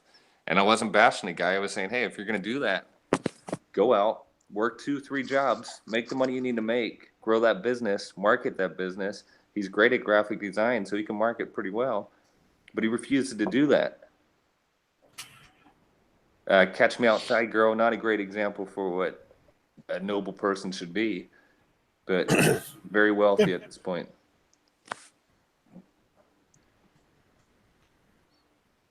Hey, Beard. Yep. Does the company you're working for now offer a 401k program? Yep. So after a year, I'll be eligible, and you best bet I'm going to put in at least as much as they match, and probably more if I can afford it. Oh, so you have to work a whole year before you could start, huh? Yeah, to be Yeah. Okay.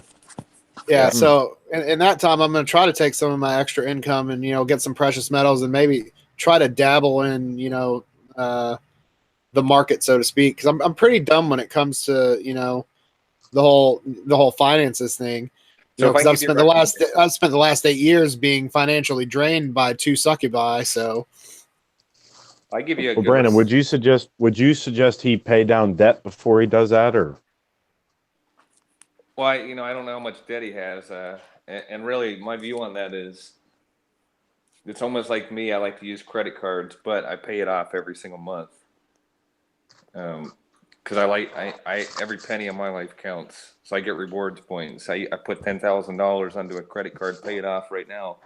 That's $100 I get for free. You know what I mean? yeah. I'm kind of strip club money. So, but in my eyes, every penny counts because it all gets compound interest. So it really all depends on how much debt you have. And say, for instance, if you have a car loan at, say, 2%, I have a 2% car loan. I'm not going to pay that car off in cash because right now I'm making 20% in my 401k. So I'd be losing money if I stop putting into that. If I stop putting into that 401k, then guess what? I'm giving up 18% of my income long term. When Dave Ramsey, if you know who Dave Ramsey is, he's going to tell you pay off all debt before anything else, which he's a good financial guy. If you're not smart with finances, he's a really good guy to listen to. Yeah, I've got to check him out. I know my parents did one of his financial peace things a long time ago at their church. And here's the thing, man. So I listen to Dave Ramsey, but I don't take everything that he says. I don't take it all. And I probably should. I mean, if I did, I'd be debt free, but I'm not debt free because I do it my own way. But anyways, just Google Dave Ramsey on precious metal or Dave Ramsey on gold. He might change your view on. It sounds like you think gold is really good to have. I think it's a waste of your money and time. I'm not really looking into gold. I'm looking more into silver. It's a little more affordable. Well, either way, I mean, precious metal in general, he's against, and he has a pretty good reasoning behind it. And I mean, he's he's gotten millions of people out of debt and got them. He has a thing called Millionaire Theme Hour. You listen to that; it's pretty entertaining. Am I right, TFC? Yeah. Mm-hmm. I mean, you learn a lot. Yeah, it's just basically people that have invested long term and they end up being, millionaires and multimillionaires just by, slowly but steadily saving into the, the stock market, through mutual funds, basically.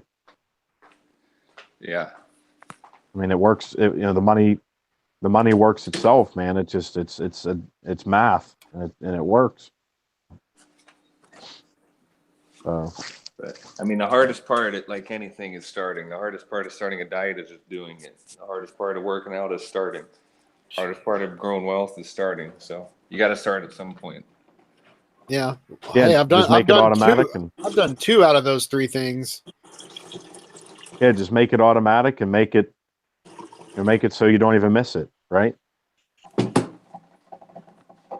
Yeah, that's You one. don't even really. That's one reason I'm ready for that, to be able to get that 401k, because I can do that shit and not even think about it because it's out of the check before I see the money.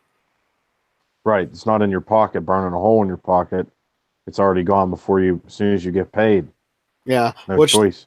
You talked about that, having it in your, burning a hole in your pocket. Being laid off for 2 months can take somebody whose money always burned holes in their pocket.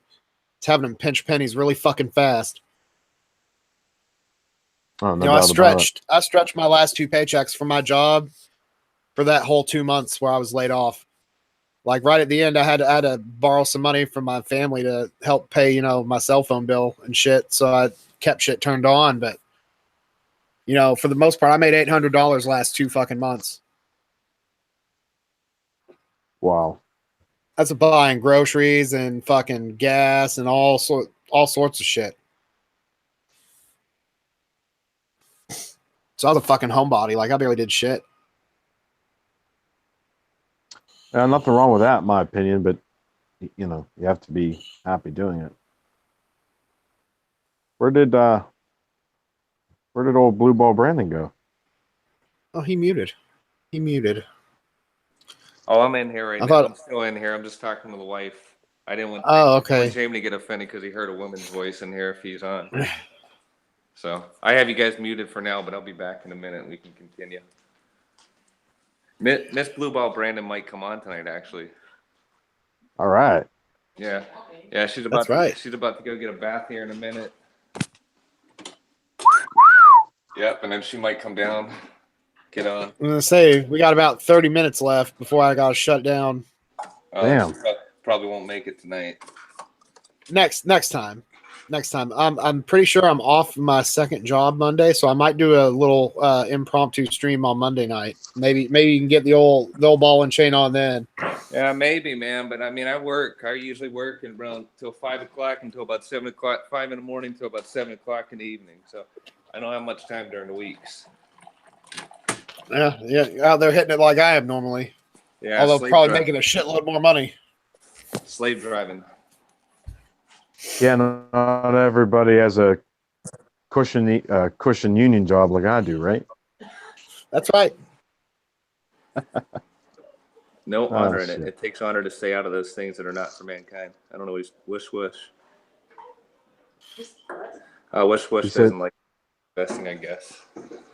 Yeah, he said the only true investment is human energy. When you understand the term financial investment is to take from your fellow man, then you understand the stock market is a giant casino. One wins, one loses. So Wish is probably one of those guys that have no issue taking Social Security from the government. But he is willing to do that, and that's taken from my tax money. But he also paid into it too, so. He did, but he's also taken. He didn't pay as much as he's going to get. I can guarantee that. I mean, if you're going to have that argument, I mean, really, if you accept Social Security or government benefits, and your argument's invalid there, because the stock market is capitalism at its finest. If you could opt out of Social Security, would you? Oh, in a heartbeat. Yeah, me too. Well, I would. We're not going to see any of it. I think the only people that could opt. Well, I'd rather. The only people that could opt out. Yeah, I'd rather have that money now. Is preachers. Clergy. Yeah, clergy. Yep. I read an article, is a debate on whether or not if you could give up Social Security to pay off student loan debt, would you? Probably not. Or if you had a bunch of student loan debt, probably. Yeah, maybe if you're a doctor or something. But I'd rather take the Social Security money now and invest it myself. yeah, A whole lot more off of it. this coffee tastes like butthole. I don't know why. Maxwell House. I love it. I just drank a Cheap shit. half a pot. Cheap shit coffee. Is it bad I drink coffee? It doesn't matter if it's 1 a.m. or 5 a.m. when I wake up for work, but it doesn't affect me. I just like the heat of it.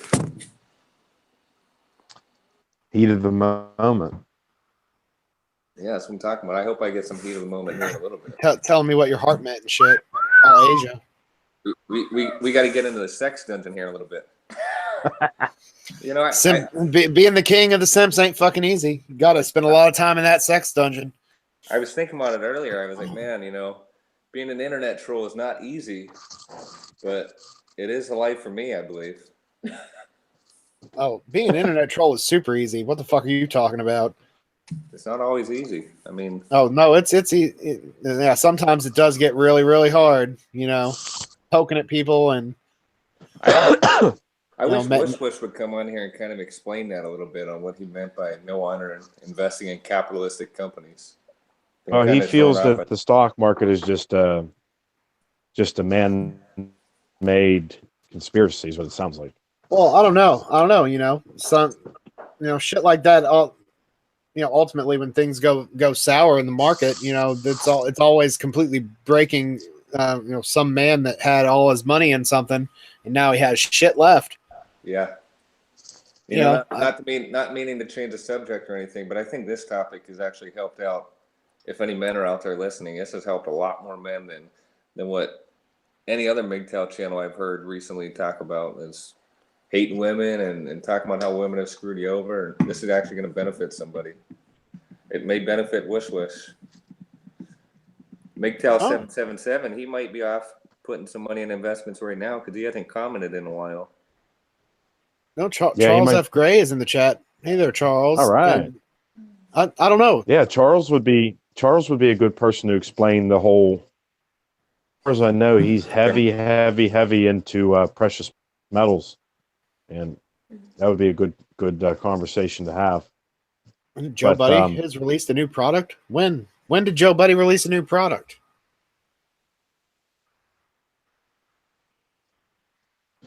Hey, Beard, question. Probably have an answer. Shoot. Give me a ballpark percentage. The chances of you getting married again. Ballpark percentage. Ballpark percentage 0, sir. Never, ever again, no matter how good of a woman you might find. Nope. It was the... Hey, my wife wants me to ask you, what about a long-term relationship? That depends. The woman has to meet my stringent standards. Without legal obligation, but a long-term relationship, basically. Living together, right? No cohabitation.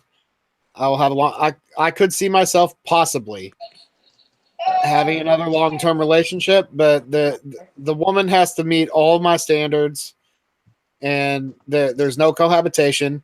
She's not going to be around my kid. There's going to be separation, right? Between it's not going to be we're going to be on each other all the time. That doesn't fucking work. Yeah, they're separate lives, but we can be together in some way, I guess, if that ever happens. But right now, I'm working on me, and I'm working on being a good dad. So that's my focus right now, and having fun on the YouTube with the guys. I have to be in the best physical, mental, and emotional state that I can be, and with my kid, before I can, even think about imparting myself on another human, on a female, or having them, be involved in my life. That's a pretty big fucking order. Yeah. But does that satisfy that question? I think Yeah. so. She actually had to go upstairs because the baby woke up. May not be getting any dilly tonight, boys. If you know what I mean.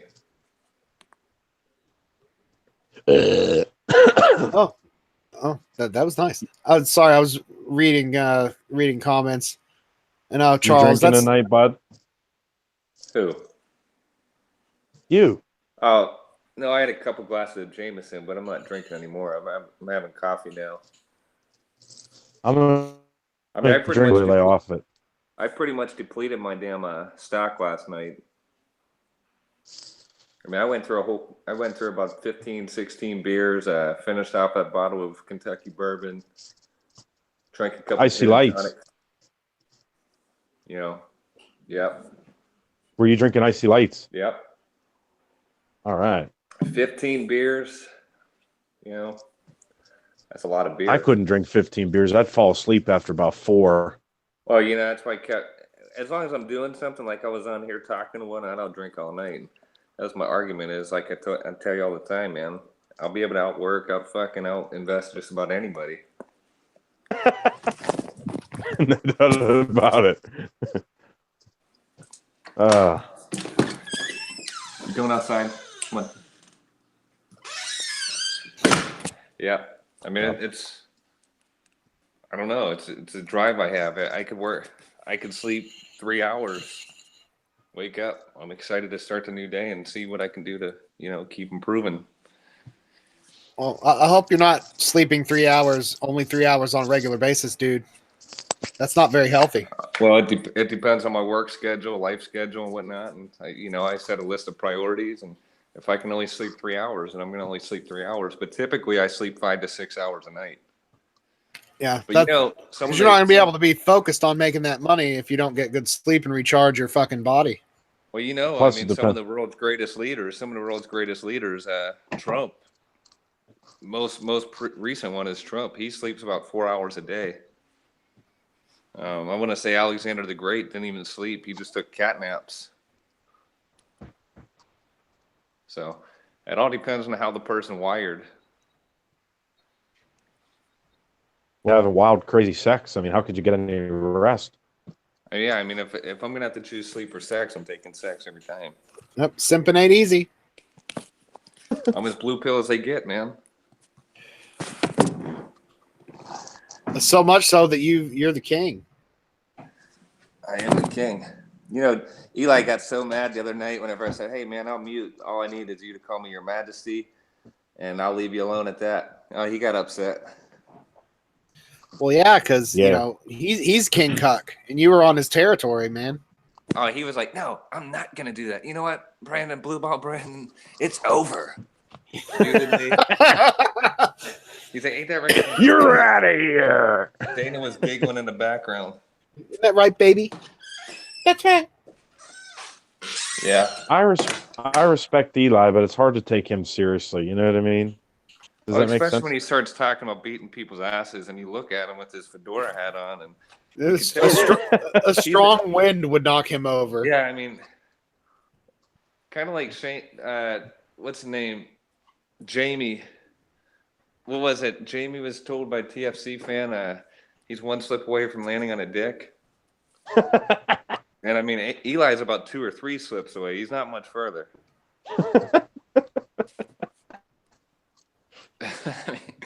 And I like Eli. Actually, we were talking to him in the chat today, and I told him, "Hey, come on tonight. My wife's going to be on, but I don't know where he's at. He's on a hot date with Dana." He was talking about doing like a. They're eating ass in a Bay Area BDSM dungeon, I think. I don't know if he was trying to. He was talking to somebody else in the Bay Area earlier. I don't know if he was saying something about swinging. He was talking about doing like double dates. I don't know if he was kind of hinting towards swinging or what it was.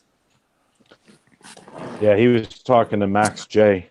I wanted to ask him about that whenever he came on the show tonight. If he was just talking about like double dates, like you hang out, talk, and go home, or you go out for drinks, come back home, fucking, and go home. If that makes sense. I think he's maybe trying to get a bisexual bear to join him and Dana so that she can know what a real man feels like, and that maybe he can get that that strong manly musk around too. Make him feel a little bit better, make him feel pretty. Sure. Charles says Eli was more upset at BBB's comment about the Joe Budee strap-on dildo that Dana wears. Yeah, he was. He was pissed off, and I misspoke. I actually thought, for whatever reason, I said Joe Budee, and I meant Big John. I think he was more offended that you said Joe Buddy instead of Big John. Yeah, you got his boyfriend wrong. I mean, he got upset, and I thought afterwards, maybe it was, could I call Dynamite Rabbit Dildo Rabbit? Because I guess Dynamite's like a god in the MGTOW world. Oh my God, he got so upset it was just funny. Like, I watched it about 8 times afterwards. He's a god to Eli, and usually he's about as boring as Dullard Hair, but yeah, he was actually pretty interesting that show this week. I think good on Dynamite Rabbit. I try to tell him, and the same thing with you is I troll you guys in the chat, and I don't agree with the MGTOW community at all. So I came on here just to kind of troll, and when I come on live, I'm not going to just be silent and not pick on you guys every once in a while. Now, where's the fun in that? I expect the same from you guys towards me, and I get it, and I accept it. And I mean, we're all trolls here. Eli doesn't think we are, but we started coming around his shit just to troll the shit out of him, and just kind of, yeah, I mean, grew out from there. At the end of the day, we're all just characters on YouTube, just trying to have some fun. Yeah, we all put our masks on when we're in here. It's not like, I mean, if I met you at Walmart, I'm not going to act the same way that I'm acting on YouTube, obviously, but I'm going to be damn near close. You'd probably try to give us a kiss. Yeah, you'd simp to us pretty hard. But yeah, I call myself a blue pill, but I do understand the dangers of not just women, but relationships. And really, it's more or less whoever is the dominant income earner in that relationship that has the danger against them. That's how the law works. That's Eli's argument with Dana that they make about the same amount of money, so he's not really concerned about getting divorce raped. Yeah. But that doesn't fucking matter. It doesn't fucking matter. The laws are not in his favor. Somehow he's going to get burned. California. Especially not where he lives. Eli's coming on in less than 10 minutes. He just got back to Dana's place, so maybe I'll be able to ask him, and my wife will talk to him. Or he could start up a live show if Bearded has to go. Yeah, he can. He'll have to start a new live show because he'll be on, and we might get to go 5 or 10 minutes. I may go a little bit over, but. Well, I'd imagine he's got to clean up real quick because he just got back to Dana's place, so he has cum dripping out of his ass. Eli's ass cheeks stay spread apart, son. Yeah. Hey, I'm guessing Dana has one of those Big John dildos that squirt cum out of it. You can get those there. Because I was actually, we were swapping gravy. Yeah, when we were building up our sex dungeon in the house, we were actually looking to get one of those, but they're too messy. But I know Eli likes them. Oh. Yeah, what's that movie called? 50 Shades of Grey or whatever? Yeah. I have 50 Shades of Blue Ball Brandon in this house, and it's fucking I'm telling you, it's magical. Something. All right, guys, this is Dullard Hair. I'm just going to step in for a second. Charles F. Gray, the great purple pill YouTuber from the Great White North, Canada. He has to go, but he's going to catch this as a rerun, and I just want to make an appearance. Say, Charles, thanks for stopping by. Make sure you like, comment, and subscribe, and click the bell so you get all the notifications, as I do plan on producing more content for you. That was just a little for Charles, so he can get some Howard before he gets out of here. I'm just glad we know Charles is still alive. We thought maybe he died in a damn blizzard up in Canada. Because he hasn't talked or anything. Yeah, he hasn't been live streaming because he has that mark against his account. I hope it gets straightened up soon. Oh yeah. Yeah, me too. I missed those streams. What happened? Just a misunderstanding with YouTube's algorithm, basically. Oh. See, I thought maybe his internet got shut down from the snowstorms up in Canada. No, it's actually YouTube. They put a guideline strike against his account, and whenever you get one of those, you can't live stream until it gets resolved. So he still appealed it. Google Hangouts and hang out there, right? he can't host it. You know what I mean? Yeah, he can't host it, but like if he was able to, you know, if he had time tonight, he could have came on to my stream. You know, he's more than welcome anytime on my casts, and same with, I know Eli likes having him on. Yeah. Isn't that right, Dana? Isn't that right, That's baby? right. My wife and I were actually thinking about starting up our own weekly podcast called I think she called it the Masochist Married Millennials. That's gay. Think of a better name. You know, That's so fucking gay. That's gayer than Eli on Big John. yeah. Well, basically, just discussing relationships, finances, life in general, bashing the MGTOW losers every once in a while.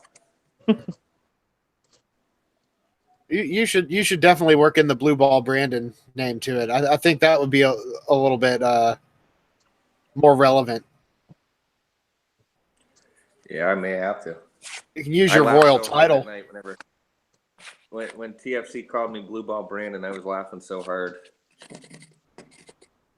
But because I'm the complete opposite of Blue Ball, and I think he knows that. That's why he was laughing about it. Yeah. But he actually I had to try to make it entertaining. He called me earlier, and my wife answered the phone, threw him completely off. Yeah, it sounded like a sex hotline all of a sudden. Yeah, I told her, hey, answer it. He was driving around. Oh, hi, big boy. No doubt about it, but I couldn't steer. Half chode going on. Pitching a tent. Yeah, I wish. I came back to work. When I watch Eli's show, I really wish, like, I'm going to get a counter one time because I think it's actually beneficial. Count a clicker, you know what I mean, to count things. Just to count how many times he mentions Dana within his usually 2 to 3 hour podcast. We started doing a game after it. We could get really creative and start doing drinking games whenever Eli does live streams. And every time he mentions another man, you take a shot. You might end up with alcohol poisoning, but it's a risk that we should take once, at least once. Yeah. Just an experiment. Yeah, for science reasons. Purely scientific. You know, I actually felt kind of bad last night because I stick up for Eli, you know, and then I come on and I was going to start sticking up for Jamie because I was actually starting to like sympathize for the guy. And then once he kind of threw that zinger at me, I said, well, fuck it, I'm going back to Eli's side now because this guy is, no wonder why everybody hates him. I don't know. I like Jamie still, but, you know, my opinion is unpopular. Yeah, Beard likes him. I started feeling a little bit bad for him because Eli bashed him so bad. And I said, man, if you get picked on by a guy like Eli, you must be a fucked up kind of individual. No, I think some of that thing is that he doesn't agree 100% with Eli, and maybe Eli thought he was in total agreement with him. Maybe there's butthurt on both sides. No successful operation or organization ever is supposed to have leaders within it that completely agree on everything. You need to have different ideas to grow. And I think that's the issue. Speaking of Eli, his ears were burning, and he's now joined us. How's it going, Eli? Did you and Dana have a lovely dinner? Can you hear me all right? Yeah, it sounds like you just had a round between the two of you with Big John, the microphone. No, man. It's all good in the hood, man. I've been listening to the show off and on tonight. Dana's not feeling too well. I think she has like a stomach ache or something, like a minor 24-hour flu bug. I kind of had that the other day, and then I got over it. But no, we're doing good. We're doing good. I have some responses to some of the things you guys have mentioned, but you know, whatever you guys want to ask me first, go right ahead, man. I'm all ears. Well, I actually wanted to get the opinion of the groups real quick. If you guys want to entertain a quick question. Sure. Shoot, buddy. So you guys kind of know that I've been married monk because of my wife. And Yep. It's getting to the point now where every time I go out in public, I'm pretty much having to, you know, I see women, I see, you know, girls, and they're obviously very attractive. And it's getting to the point where it's going to be hard to resist. And I'm just curious if maybe I should give the old ride to get the carbon off the valves or whatever you do here. Just dust it off. Go to a private place. Pull up. Let Howard tell you what to do in this situation. So a Sicily 810. What you do is you get in your comfortable armchair, right, and you pull out your phone. And the other accoutrement that you'll need, to rub one out, and you pull up Pornhub on your phone. All right, but make sure that you do that in an incognito tab in Chrome, so they can't look at your history and see what you're looking at. And then you pull up your favorite video. It could be Asians. It could be it could just be good old fashioned missionary position, people doing it, and you look at that and imagine what you're thinking about doing, and just do it to yourself, get the carbon off the pipes, and it's all good, and then you won't feel like you need a woman, see, to you won't need that, you don't need that vaginal pleasure, you just do it yourself, and just make sure you like, comment, subscribe. As I do plan on having more content for you. And thanks for stopping by. Yeah, it's Brandon's. It's Brandon's opinion that I still give the succubus a ride. No, she's fucking had miles of dick ran into her 6 to 8 inches at a time. She's been fucking with 4 different dudes. No, don't.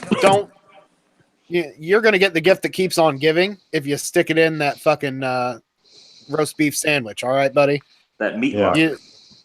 And I've been having the same kind of like fucking feelings. And instead of just going out and simping to a bitch and, possibly risking gonorrhea for herpal AIDS, you just tug one out and then fucking feelings gone. You can get back to being a normal fucking dude.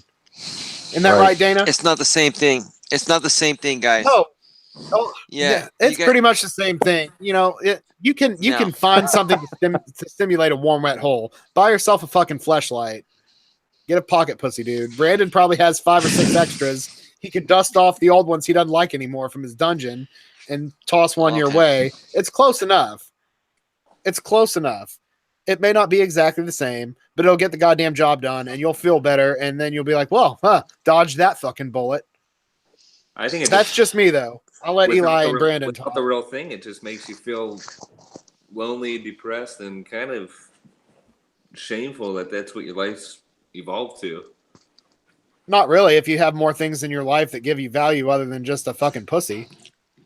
There's more to life than pussy. I know that's hard for you to understand. Oh, I understand. I know. I agree 100%, but as a man, I mean, that's just a biological, natural thing to have. Yeah, but you have to trick your biology sometimes. If he wants to maintain this lifestyle that he's had, if you want to stay in the monk kind of mindset and not have sex with your succubus TFC, you got to find creative ways to get around it.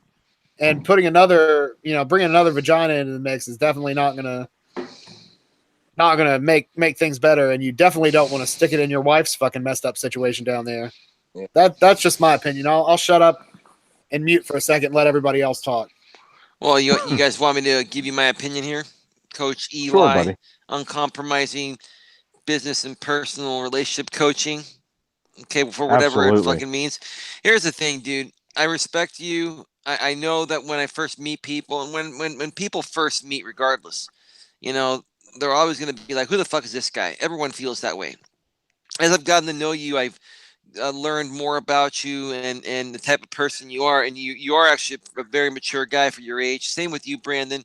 No beef with you, man. The other night, I just wasn't really in the mood for any like kindergarten games, but that's okay. Sometimes I'm in the mood for that. Sometimes I'm not. I just wasn't into that. But I know you're a good guy, Brandon. Anyway, it's not about you. It's about the Sicily 810 that people call TFC because most people can't pronounce your fucking new name.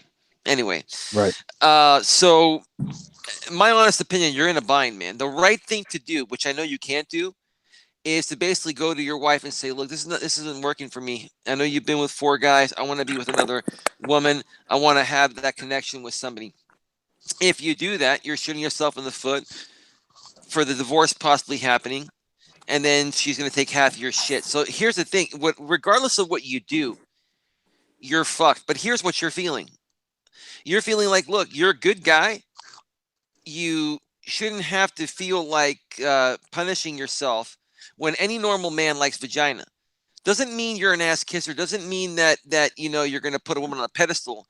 But there's no normal man out there, whether he's a blue pill, red pill, or purple pill, that doesn't like pussy. Don't tell me that, right?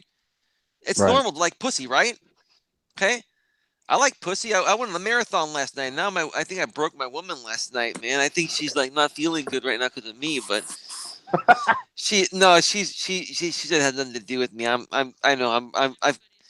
I've got a big fucking ego sometimes, guys. I admit that, but I just kind of go with it. But at least I admit it, unlike some other people that will remain nameless because the bearded mentioned at the beginning of his show that I'm not allowed to talk about these people tonight. So I'm gonna respect bearded and dollared hair. Just don't have the C guy's name in your mouth. If you need to mention Jamie, that's fine. We just want to keep it to a minimum since he's not here to defend himself. Right, and I'm not trying to limit what you say, But if he was you here, extend that courtesy to us. No, I appreciate that, buddy. I appreciate that, and because Brandon was mentioning him earlier, I do want to respond to what Brandon said, but I want to finish with TFC first because it's important. So, Sicily, here's the thing, man. You're in a bind, regardless of what you do. No, he isn't a bind, guy. Shut the fuck up for a second, man. He's in a bind because he's a good guy. He likes the company of a woman. There's nothing fucking wrong with that. There's nothing blue pill about that. Or there's nothing simping about that. He's not looking to kiss a woman's ass, okay? But he enjoys the company of a woman. He enjoys pussy. What man doesn't? I understand that totally. I just don't think that's the like you said, he's just going to open himself up to a worse divorce raping if he ends up going outside the marriage. Because it doesn't matter that she's done it, but if he does it, that's fucked up. It doesn't matter either way, dude. Here's the thing. The bottom line is this. I heard what you said earlier about the divorce laws, and here, let me speak the facts here. Not trying to go against what you're saying. I believe you've been divorced, but here in California, we have one of the worst fucking laws. We have the worst fucking laws for that here.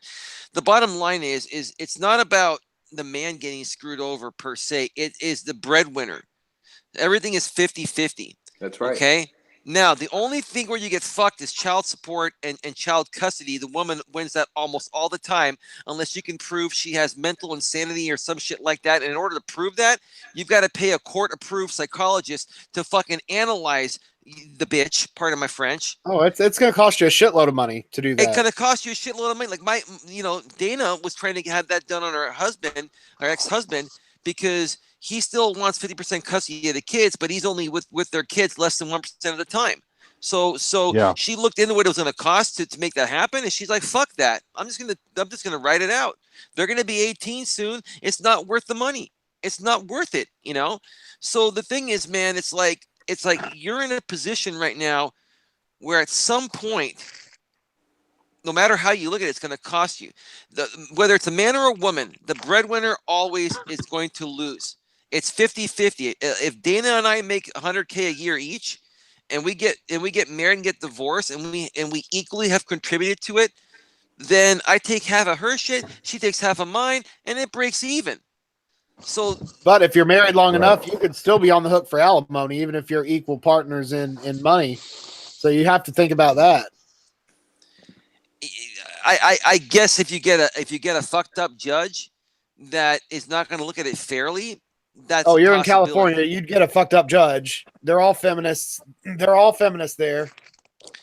You want to hear something? What I found out today? I heard about this. I was listening to a recent replay of the Turd Flinging Monkey show with DDJ and with Turd Flinging Monkey. They were talking about. Remember when that guy at Google got fired, James Damore, for the email thing, right? Okay, and then what happened? A bunch of women at Google sued Google for gender discrimination, saying that women are not being paid equally to men, right? So this went to court, and I just found out about this through their show. I never heard what the results were, but they heard about it somewhere. They went to court. There was a female judge, and the female judge ruled and said that the women bringing these allegations forward did not have sufficient evidence to prove that they were qualified for these jobs that they were complaining they weren't getting. So even a California female judge shut these bitches down that were trying to play the system. Look, I'm all for women having equal rights and getting paid equally for a job as long as they're qualified. I can't stand it when they play the system when they know they're not as good. That's the problem. So either way, Cicely, here's the thing, man.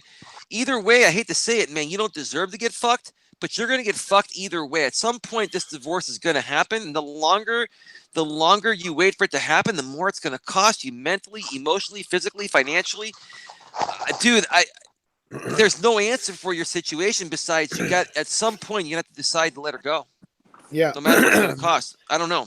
If it's going to happen anyway, you should be the one to pull the trigger. If you've got evidence to make shit go more in your favor, then you need to pull the trigger before she does, especially if you're having these feelings like you want to fucking, go out there and fuck another bitch, If you're having that feeling, then, you're resolved to stay in this for the kids. It's not going to last much longer, bud. And I don't want to see you get fucked worse than you're going to get fucked anyway, Yeah, I'm going to have a great sex life. I'll get fucked daily. Yeah, you will. And it'll not be in the way that you like it. They won't even give you a reach around. They're just going to go in dry, bub. And it's fucking sad. And I don't want to see that shit happen to you, man. Because, over the last few months, we've gotten to know each other through Eli's streams and shit. I feel like you're a really good friend. I just don't want to see you get fucked over worse than I know it's going to happen anyway. And it doesn't matter if she cheated. It doesn't matter if she cheated, dude.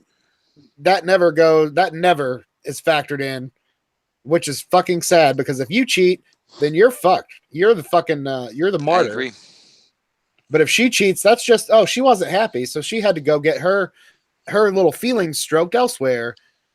He wasn't doing enough for her. He wasn't double clicking her mouse button and doing that thing with his tongue that she likes and wasn't hugging her and playing to her feelings. He's a fucking devil. No wonder she cheated. But if it reversed the fucking genders and you're the goddamn devil incarnate. Yeah. Well, I appreciate the response. Yeah. Let me say one more thing real quick, guys, about it. Here's the thing. Even though there really is no law factoring divorce with adultery, if you get the right judge, he or she, and typically in most cases when it's a female judge, she may be more willing to side with the woman if the man committed adultery, even though it has no legal bearing on the case. Who knows what the judge is thinking inside? The judge is going to decide, right? And they can base it on whatever they want to base it. They don't have to say shit, right? How you gonna prove how the judge based her decision, right? Right. So that's where you get fucked right there. And so it's not even really it should be adultery should be a main considering factor in who, wins the divorce, but it's not. It's not. And in all honesty, this is what sucks. This is why I feel for a Cicely is because his wife went and banged 4 other guys, and if he were to go divorce her tomorrow and mention that, he would still owe her half. It's not going to change shit. It's not right. Yeah, I mean, it's not like I was the one that ruined the marriage, right? I'm not the one that strayed. Exactly. Right. But unfortunately... But she's still going to get the payday. Yep. Unfortunately, that's a consequence you're going to have to deal with. But, man, I would do it now while before your investments grow more, and she's entitled to that the longer you're married.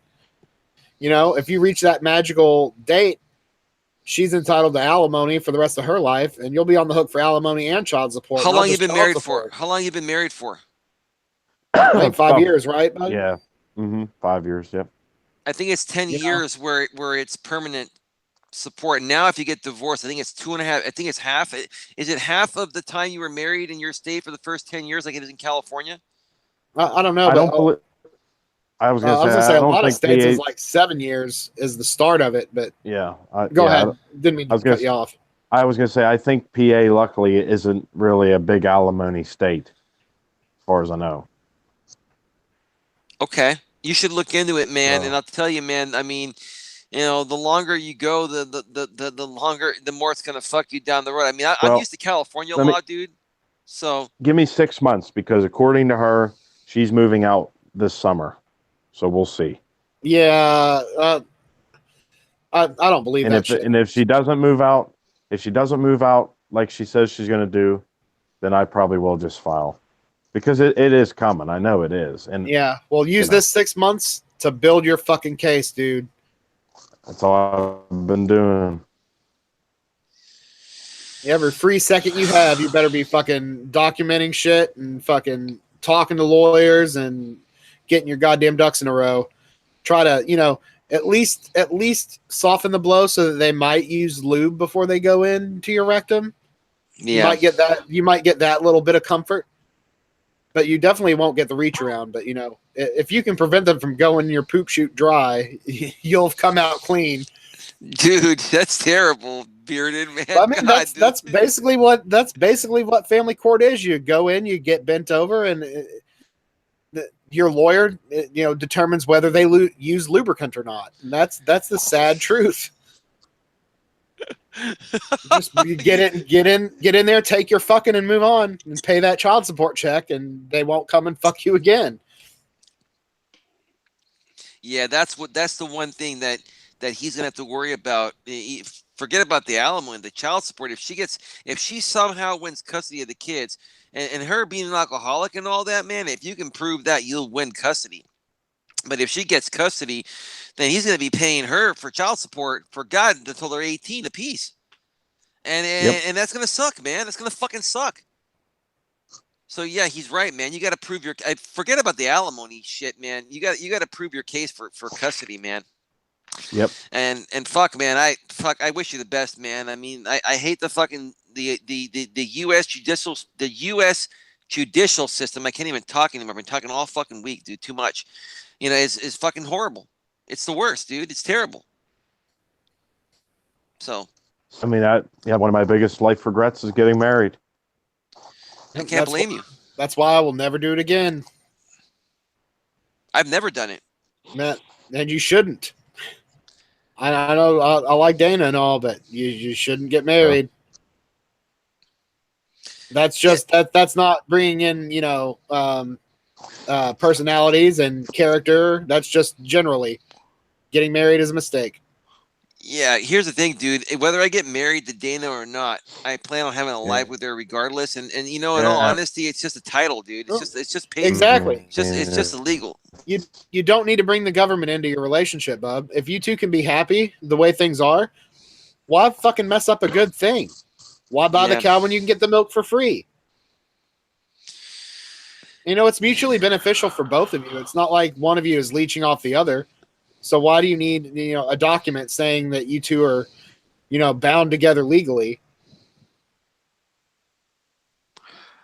The only good part about it, and then don't get me wrong, I mean, she's sleeping here. I don't want to piss her off, but I mean, she knows how I feel about her. The thing is, the good parts about it, if there's nothing else to worry about, which we know is not the case, you get great tax benefits when you're married, man. Yeah. I think I got better benefits being single, but then again, when you file together, dude, when you file jointly, if you're both working, you get a better break. Also, having kids, you get a break.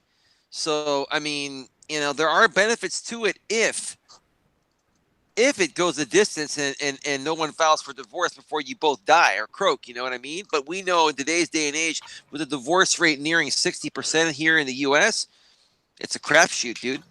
Yep, them's odds I wouldn't take, fucking ever.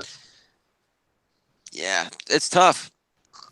I think about it all the time, guys. Even though I'm the kind of guy that believes in that stuff and I believe in traditionalism and I really care about my woman, but I think about that stuff. She's sitting here next to me. She's kind of conked out. She may be hearing, but I'm being honest with you guys right in front of her. It's like, yeah, I mean, there are concerns. There are concerns, but, I still care. But I'm listening to what's happening out there, and I'm going to do the best I can to protect myself while enjoying what I have. Well, I don't know, man. Go- I would just say this. My wife used to be normal. I mean, something snapped in her. And I'm not saying that would happen to Dana or whatever, but like, there's just there's no point in it. You never fucking know. It's just like a crazy guy could fucking just. It's a time bomb. It's a damn box of dynamite waiting to burst, man. And when's it gonna burst? That's what it is. You're right. Could be today, and it could be 25 years down the line. But I mean, if things were like it, before my wife lost her mind, things would be fine. I would have probably never even met you guys because I would have never looked up MGTOW. Exactly. You'd have been fucking happy and content. But, the switch right, so flipped. it's like, yeah, something's flipped in my wife's mind, whether it was the last baby. After she had number 3, I think something didn't go back. Like, her fucking chemical imbalance or something didn't go back the way it should have been. Yeah, she definitely she slipped and she landed on 4 other dicks somehow. I don't get it. She pulled a Jamie. She's falling down on all kinds of dicks. Oh boy. So it's like Trip fell, landed on his dick. Don't know how it happened, but they both got off. Oh, that's terrible, guys. you guys are bad, man. What's true. Some men might be really upset about that and go try to beat people up, but I mean, I'd love to probably go to jail and then do my. Yeah, a lesser man would have went in there with a shotgun and solved that problem really quick. I'll creepily stalked my Facebook to look at my wife. It's kind of weird. Huh. Wow. You think if I come down there and I use a rubber, she'd give me a pity fuck?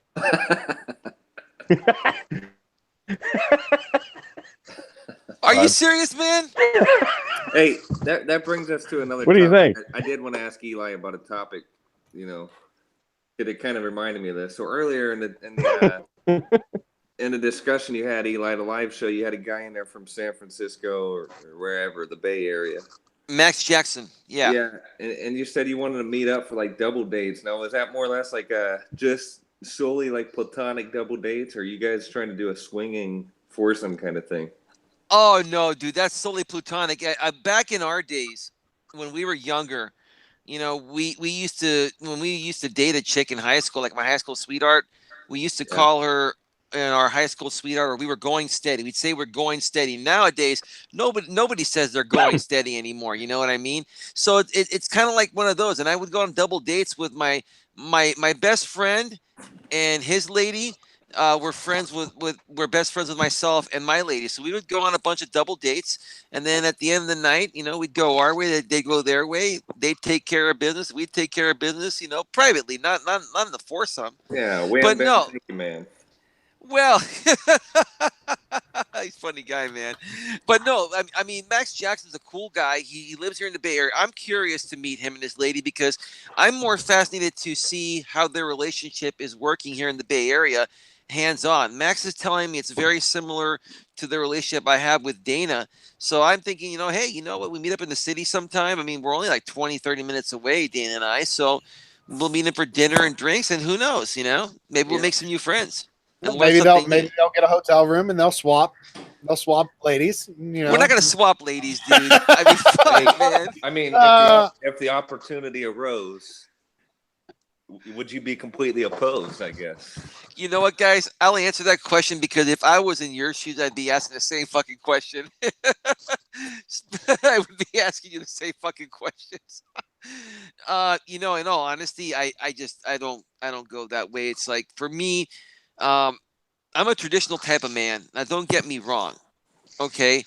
I'm sure Dana can look at other men and I can look at other women and we say, oh yeah, they're beautiful, but we're happy with each other. So there's nothing wrong with looking. There's something wrong with touching or thinking about doing something else, in my opinion. So for me, like it doesn't faze me. to want to do that. Like I love hanging out with a bunch of people in the group and going to a party and having some drinks and relaxing. And then I like coming home with my lady and just, tearing it up a little bit.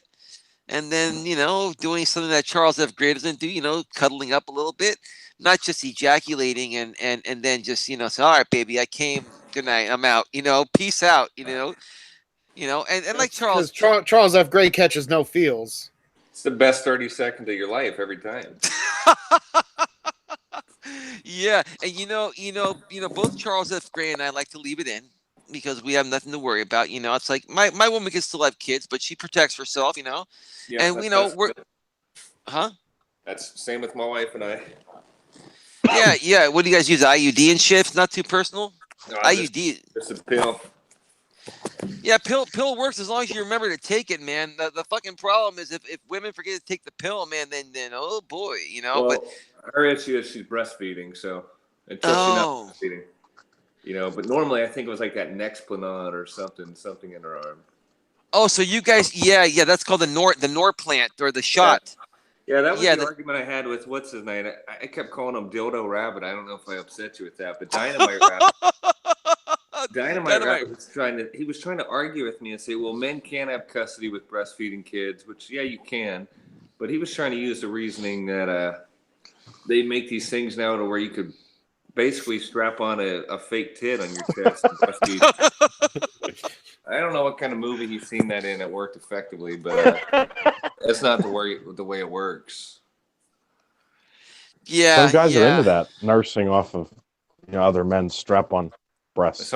Some people are, and that's what I was wondering. Maybe watch it on Pornhub or whatever and thought it was real, but I mean, I never seen it.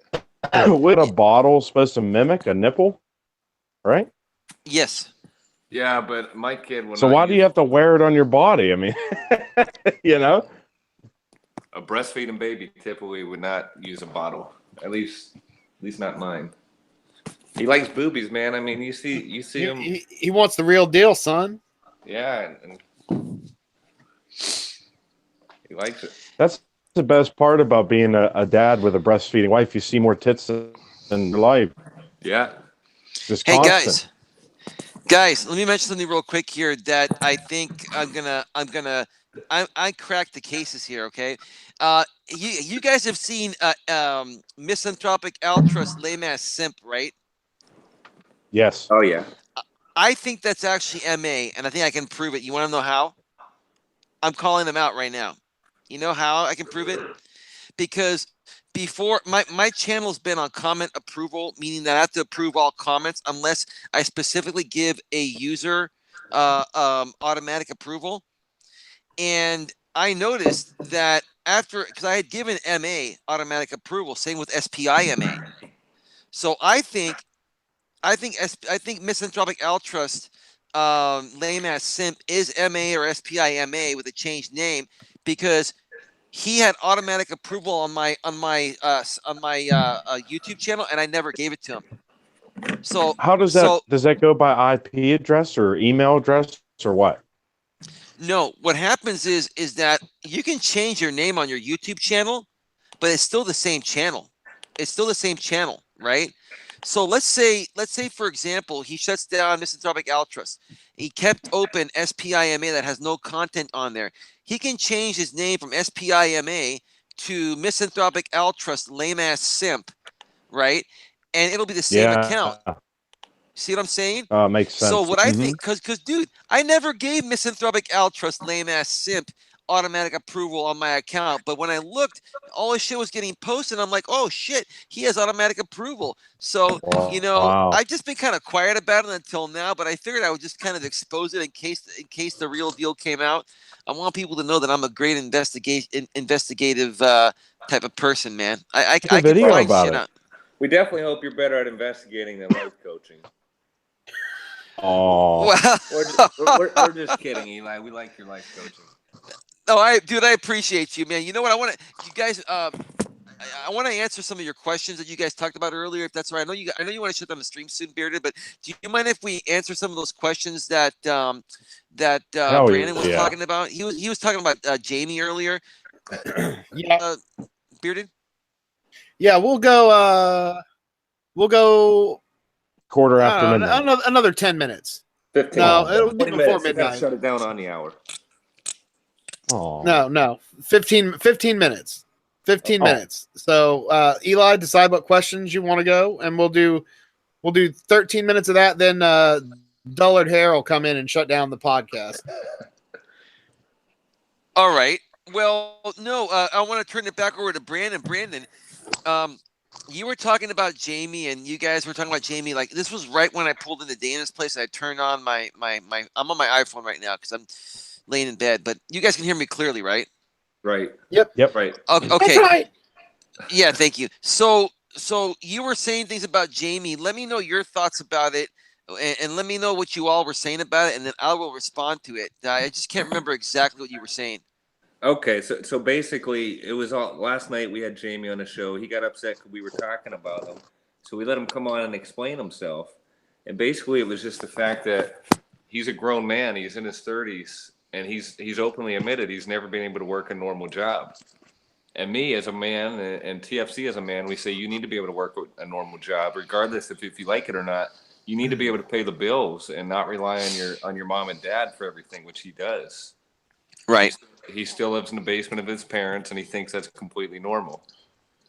And basically, when we called him out on it all, he said, well, I'm doing my dream job. I'm an artist, and I sell T-shirts.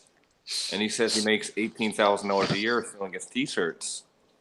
And I said, well, that's not good enough, man. You got to be able to work 2 or 3 jobs, continue to grow that business. And, once you get that T-shirt business making triple times $18,000, then maybe, you're on your own and you could open up that business and not, maybe go back to working 16 hours a week knitting T-shirts. But he got upset about it that me and TFC were giving him good life advice. And he said, well, you know what? You need to respect your elders. And that was really his only argument. And then he got upset because my wife was on here kind of bashing him as well. And he said something about, why do you have women in a men's chat room? And he literally started crying. He hung up, and that was the last we heard of him. Wow. And I was told to go review that show from yesterday. People were telling me on my stream today, Coach Eli Live, to go check it out. And I think I'm going to check it out after this one is done. But what do you guys want to know my thoughts about? Like, what do you guys want to specifically know from me? Because I'm open. I'm an open book. Like Brandon, do you have any specific questions you want to know from me, or? I guess more or less. So he thought I was being arrogant because I said, you know what, I've worked and I've been on my own, living on my own since I was 17 years old, and I told him, okay, you're doing your dream job, and I can't say you're not a man or you are a man, but what happens if your mom and dad die today and they donate the house to the church, or they didn't have a will written? What happens? And he got upset about that. What do you think about what makes a man a man? And were we too harsh on Jamie for saying, hey, you need to do more than knit T-shirts for 16 hours a week and do shitty YouTube videos? Let me be honest, and I'm not trying to rip on the guy and criticize him. And Bearded, I know you're trying to be humble about it, and you're trying to be civil, Neutral. right? Neutral, yeah, because he doesn't want to upset Jamie, because he knows Jamie. The thing is if you challenge anything that Jamie says, Jamie is going to write you off. Jamie is not open to anyone's feedback. And if he treats men this way, okay, I can only imagine how he treats women and why women don't want to be around him after a while. Yep, that's right. You see what I mean? So I was talking about this on my stream earlier today. I'm like, look, he's whining and complaining to men that are going to put up with more of his shit than women will put up with, right? And I'm at the point of where I'm sick of his shit. I am more sick of his shit than all my exes combined. He fucking annoys me more than all of my exes combined, even my ex that cheated on me. My ex that cheated on me didn't annoy me as much. Than the veterinarian? God damn. Yes. Wow. Look, the veterinarian was not annoying. The veterinarian just monkey branched. That's it. Is it right? No, it's not right. But she wasn't an annoying bitch. She just fucking monkey branched. That's bad enough. But when I'm talking about being annoyed, Jamie annoys me because he likes to have his say, and he likes to talk shit about people, especially people. If he talks about, okay, respect your elders, and why aren't you respecting myself, Jamie? Yeah, and Right. I don't think being an elder gives you life experience. And I try to argue with that. I said, I know for a fact I have more life experience than this guy. I can't You do. disclose, I can't disclose what I do for a living, but I definitely have a lot more life experience than the guy. And I'm trying to help him as a man to man kind of thing without picking on him. And he took offense to that. And like TFC said earlier, he's the type of guy that'll walk into a room and give you a really limp dick type of handshake, and he won't look you in the eye. And to me, I can't trust a guy that can't give me a proper handshake, and he won't look you in the eye when he's talking to you. And it doesn't not make him a man that he doesn't have a good paying job. It makes him not a man that he relies on his two parents they're getting up there in age. He's 32. They've got to be in their 60s or 70s. And he has no plan other than, sucking the money out of the parents. Yeah, he's probably waiting off of some what do you call it? Estate. Like once his parents pass away, he's gonna get some estate or some inheritance or something. And you know what? He's never gonna fucking learn how to do shit on his own. And the thing is, Jamie has this millennial entitlement behavior. Yet he came out on his show. I don't know if you guys were on his stream last night. I was listening to it on the way to Dana's house. And what the hell is that? Sorry, it's a sink. I was rinsing something out. That's all right, man. Yeah, dude. I was like, holy shit, man. I'm fucking. I think I'm spinning or something. Yeah, fuck, man. But here's the thing, James was saying on the show last night, and I kept on. And whenever I was stopped at a stoplight or it was traffic, I would quickly send a message, even though I shouldn't really do that. I would quickly post something, and I was saying, dude, let me on. I got my Bluetooth on. Let me on. And we can talk about this like two grown men. He wouldn't let me on. He goes, well, Coach Eli thinks he's entitled to be on this show, and he feels that he's entitled to all this shit, and he has the entitlement behavior. And I'm sitting here thinking to myself, dude, holy shit, I can't believe you're talking like that. I'm not entitled to shit, but you're talking shit about me, and I want to defend myself, and I want to call you out. You can call me out if you want to as well, but let's do it man to man, face to face. Don't sit there and be a big pussy and talk behind your fucking computer screen and don't let me on there, dude. Look, you're the one that's entitled, feels entitled. You're the millennial that's making all other millennials look bad because you're representing the purple pill group out there. Yeah. He has the largest purple pill channel. He's representing the purple pill guys per se. And I just feel he's misguiding them and misleading them. And especially if he won. Go ahead. The thing last night, what he did was, we're trying to give him some advice, and we're trying to get to the point of what made him be the way he was, and he turned the conversation really dark to where he wanted everybody to feel sorry for him. And then I made a remark that wasn't really picking on his depression issues or whatever.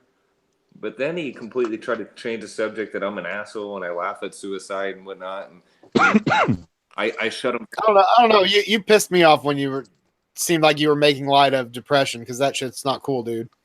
I can't really remember exactly what he said. And I said, we all have depression issues. But you got to find Yeah, some have it worse than others, though. Not everybody can control it. Like, you might have a grasp on yours. He might not have a grasp on his. I sure as shit don't have a firm grasp on mine. Like I was trying to tell him, though, I said, well, if you have that issue, you need to get the help you need to become a right. To come out of that depression, and you are going to be successful, but that's holding you back. You need to go get the help you need. He didn't want to hear that, and then he took it in a whole nother direction. Yeah, Bearded, were you suffering from depression, or do you still kind of sometimes suffer from it? Oh, all the time. I've been dealing with depression since before I was even 10 years old. So okay. Wow. It's just a matter of you. Sometimes some days are worse than others, but you deal with it. Bearded, here's the thing. With all due respect, and honestly, I'm not kissing your ass. And thank you for the comment on me, promoting your stuff in my videos. I love I your stuff. appreciate And it. I'm going to keep on promoting you. And I'm mentioning this to you right now because I'm going to say something you may not like. I'm going to be honest with you. I'm not here to talk shit about anybody that's going through depression. Okay. The reason why I asked if you're feeling that way is because you're going to more so relate to Jamie than we are, because we're not going through depression at this time, at least. So we're going to look at it from a different standpoint of how can we better help guys like Bearded and Jamie to not feel depressed so they can start becoming stronger. I honestly think, Bearded, you're a hell of a lot stronger than Jamie.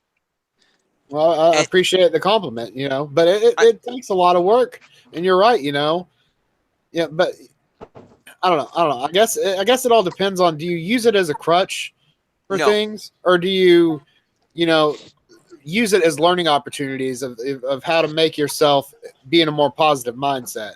You do that. What you do, and I think Not Jamie.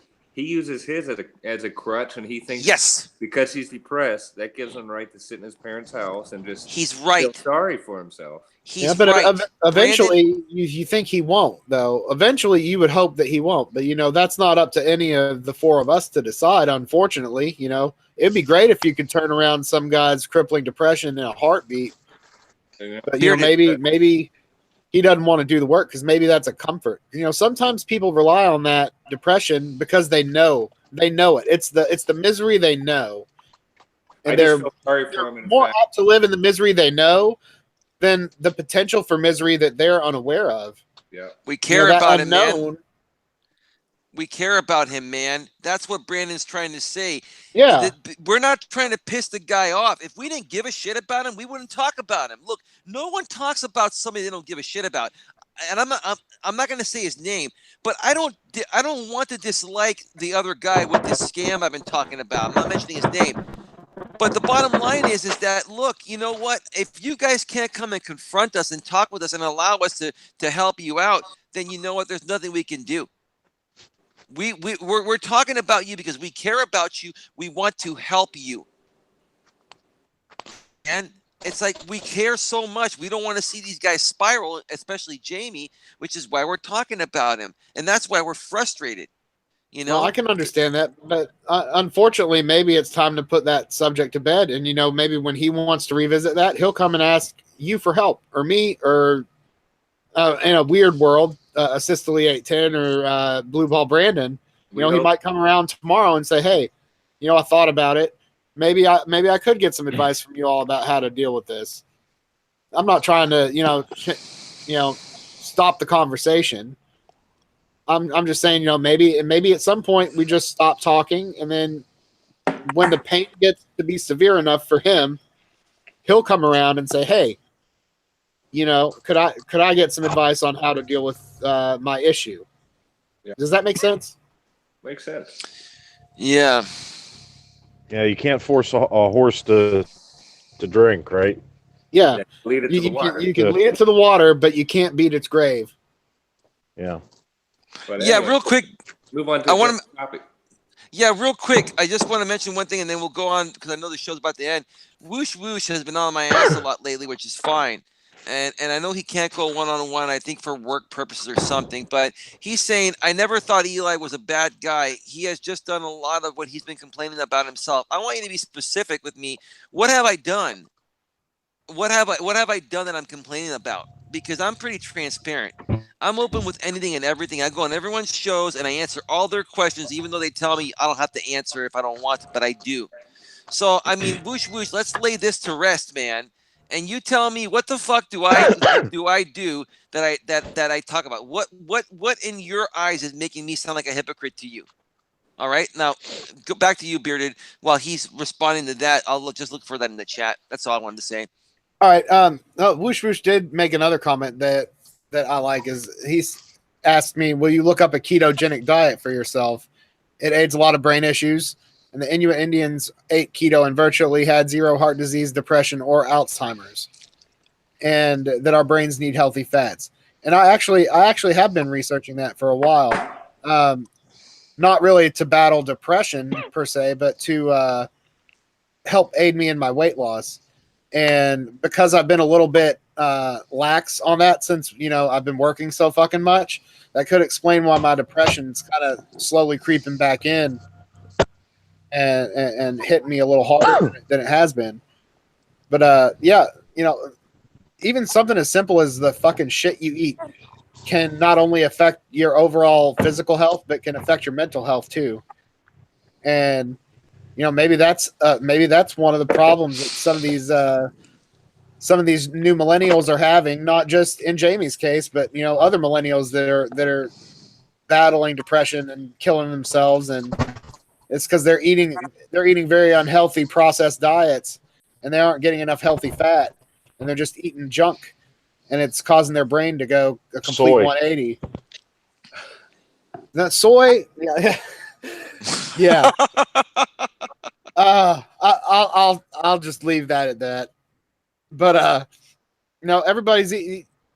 All these kids now eat so much processed fucking food that their natural chemistry is never in balance. So they're always, deciding to be artists. Soy boy. And Facebooking their Twitter all over the place. Damn kids. Soy boy. I love it. Imagine my shock. You think Jamie's a soy boy?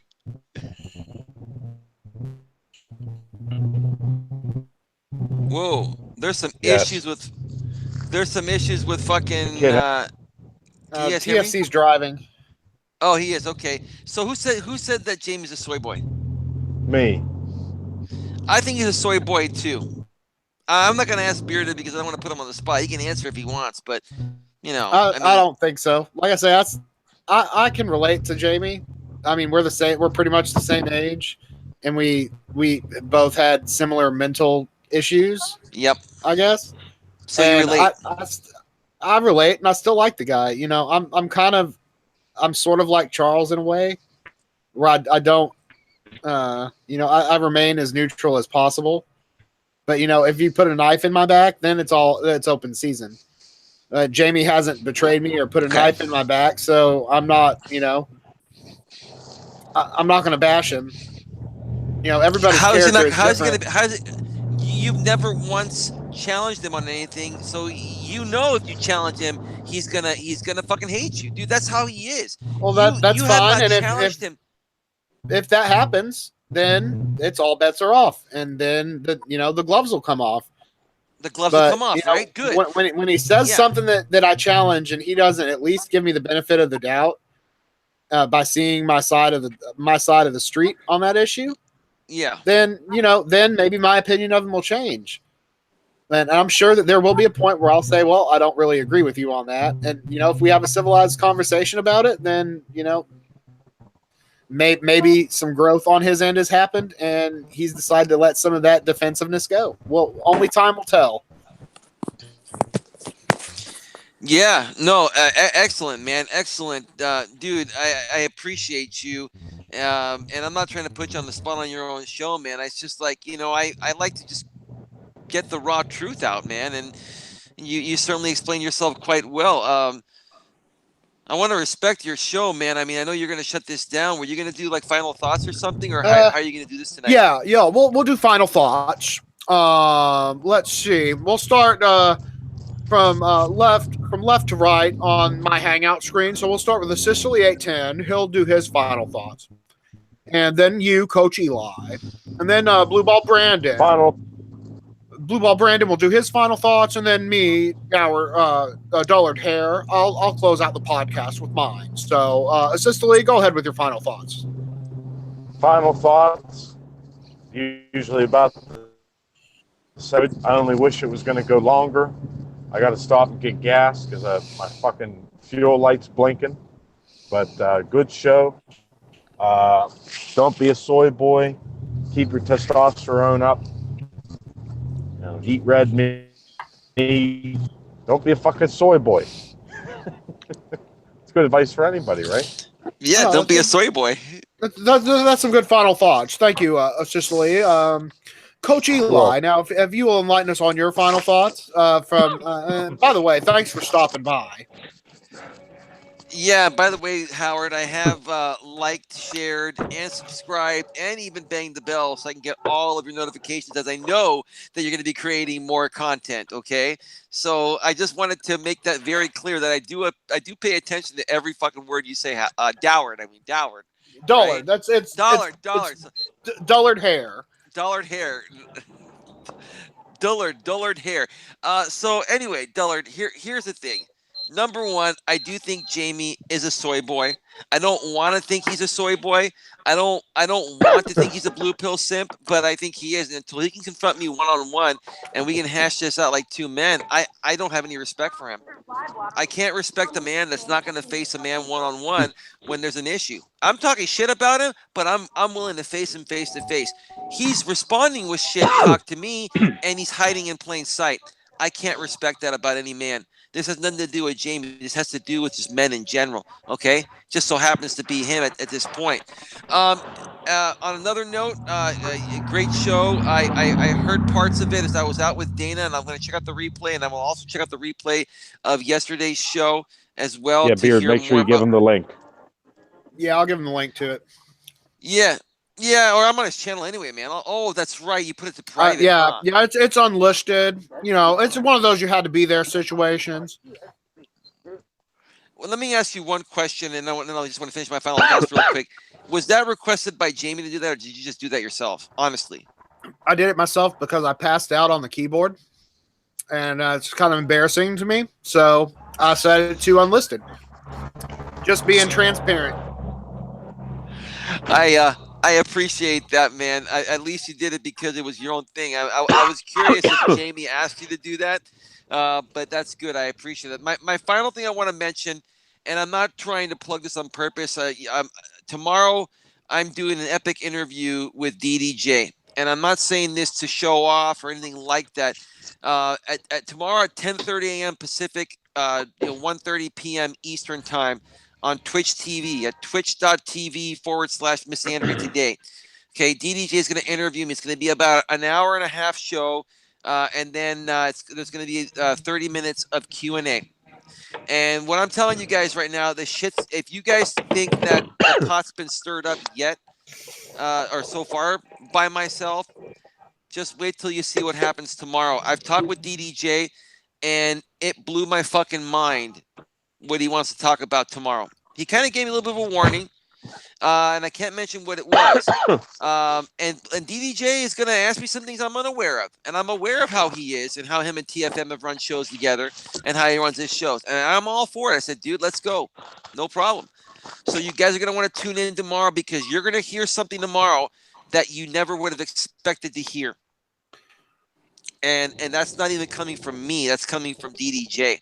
Wow. That's all I'm going to say. All I'm going to say on that is none of you all better ruin that for me because I can't watch live. I'm going to have to catch DDJ's replay on the channel. Well, here's Sounds the thing. good. Here's the thing, dude. Real quick. Unfortunately, the severity of this and how serious it is. I mean, I'm not going to say anything. But I'm telling you, everyone's going to talk about this. And so DDJ typically puts out the replay a day or two later on his YouTube channel. And I'm telling you, this is going to blow up immediately. So I'm going to try. I'm going to try to keep it, keep it away until you get to hear it, man. But I'm telling you, it's gonna get out. Well, here's the thing, then, Eli. Yeah. When I send you the link to last night's stream via a private hangout message between you and me, yeah.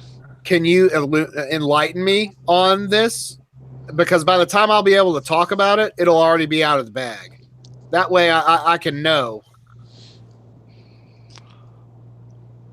You can respond when I send you the Hangouts message. You don't have to do it on the spot.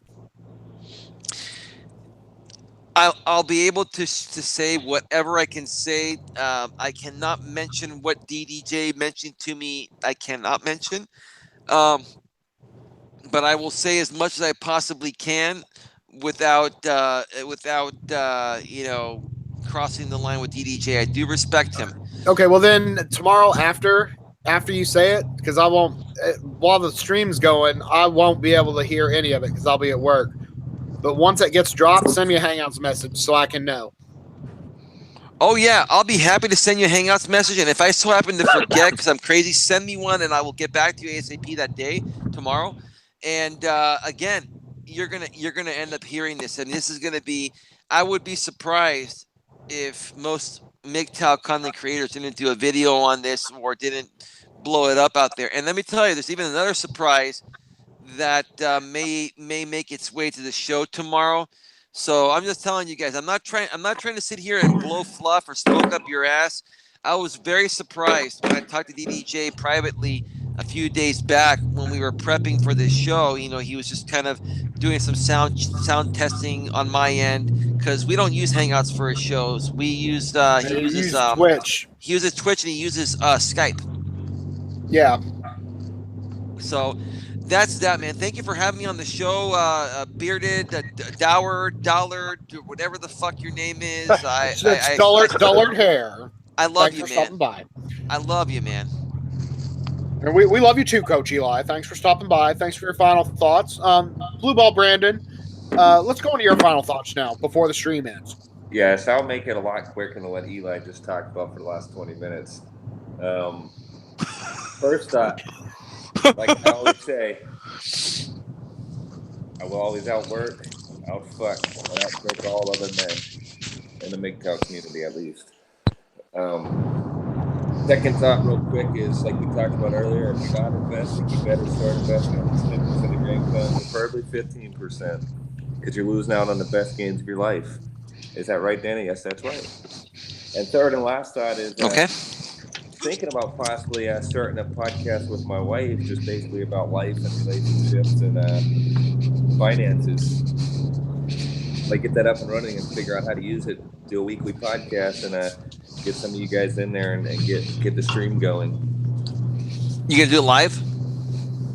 Yeah, I'd like to do a live show once a week if possible. But I want to kind of get a script and get a couple topics per week and actually stick to the script and not go off topic and talk about everybody else. I want it to be an actual useful. I think earlier we had a conversation about finance and that probably helped a lot of people out here. It's kind of what I want to do. I don't want to talk about bashing women or how women hurt people. I want to talk about as a failing relationship, how you can grow from that and protect yourself in the future relationships. Yeah, you know what? I don't want you to say anything because I know this could get you in trouble if this is what it is. But I've done a lot of networking, and I know you can't respond. But it sounds like to me like you're a financial advisor with securities licenses, and it's very strictly regulated. I know you can't answer, but I look forward to what you what you have to offer with you and your wife. And please reach out to me. I'll help you promote it, man. Let's help keep spreading the message of connecting people, man, in this day and age of trying times. Yeah, and that's our plan. I want to get my wife on board and have it finances, life, relationships, and kind of stick to the plot and come up with 3 or 4 topics per episode and talk about it and have a couple of you guys come on the show and we kind of stick to it. That's about it. My closing thoughts, and great show tonight, as always. Yeah. All right. Well, hello, MGTOW. Hello, man. This is Dullard Hair, and thanks for stopping by. Final thoughts for the show. It was a good show. We had some dead air at the beginning. You know, things getting started, people coming in. We discussed some things and some stuff. You know, we talked about women, and we talked about investments. You know, that was really good. We talked about, you know, the collapse. We talked about millennials and Jamie. You know, everybody had a good time. I think. You know, Whoosh Whoosh was in the chat room. And Coach Eli actually paid attention to him for once, and he was very happy. He was quite happy. almost as if a beautiful woman were to look at whoosh whoosh, but it was Eli instead. You know, that was great. You know, NYC Korean MGTOW was here. He has a wrench. He's the MGTOW Oracle. You know, he's everywhere. He is omnipresent in the community, helping men, you know, by popping into live streams and on videos and chatting. You know, it was just a really good time between men, you know, and Coach Eli.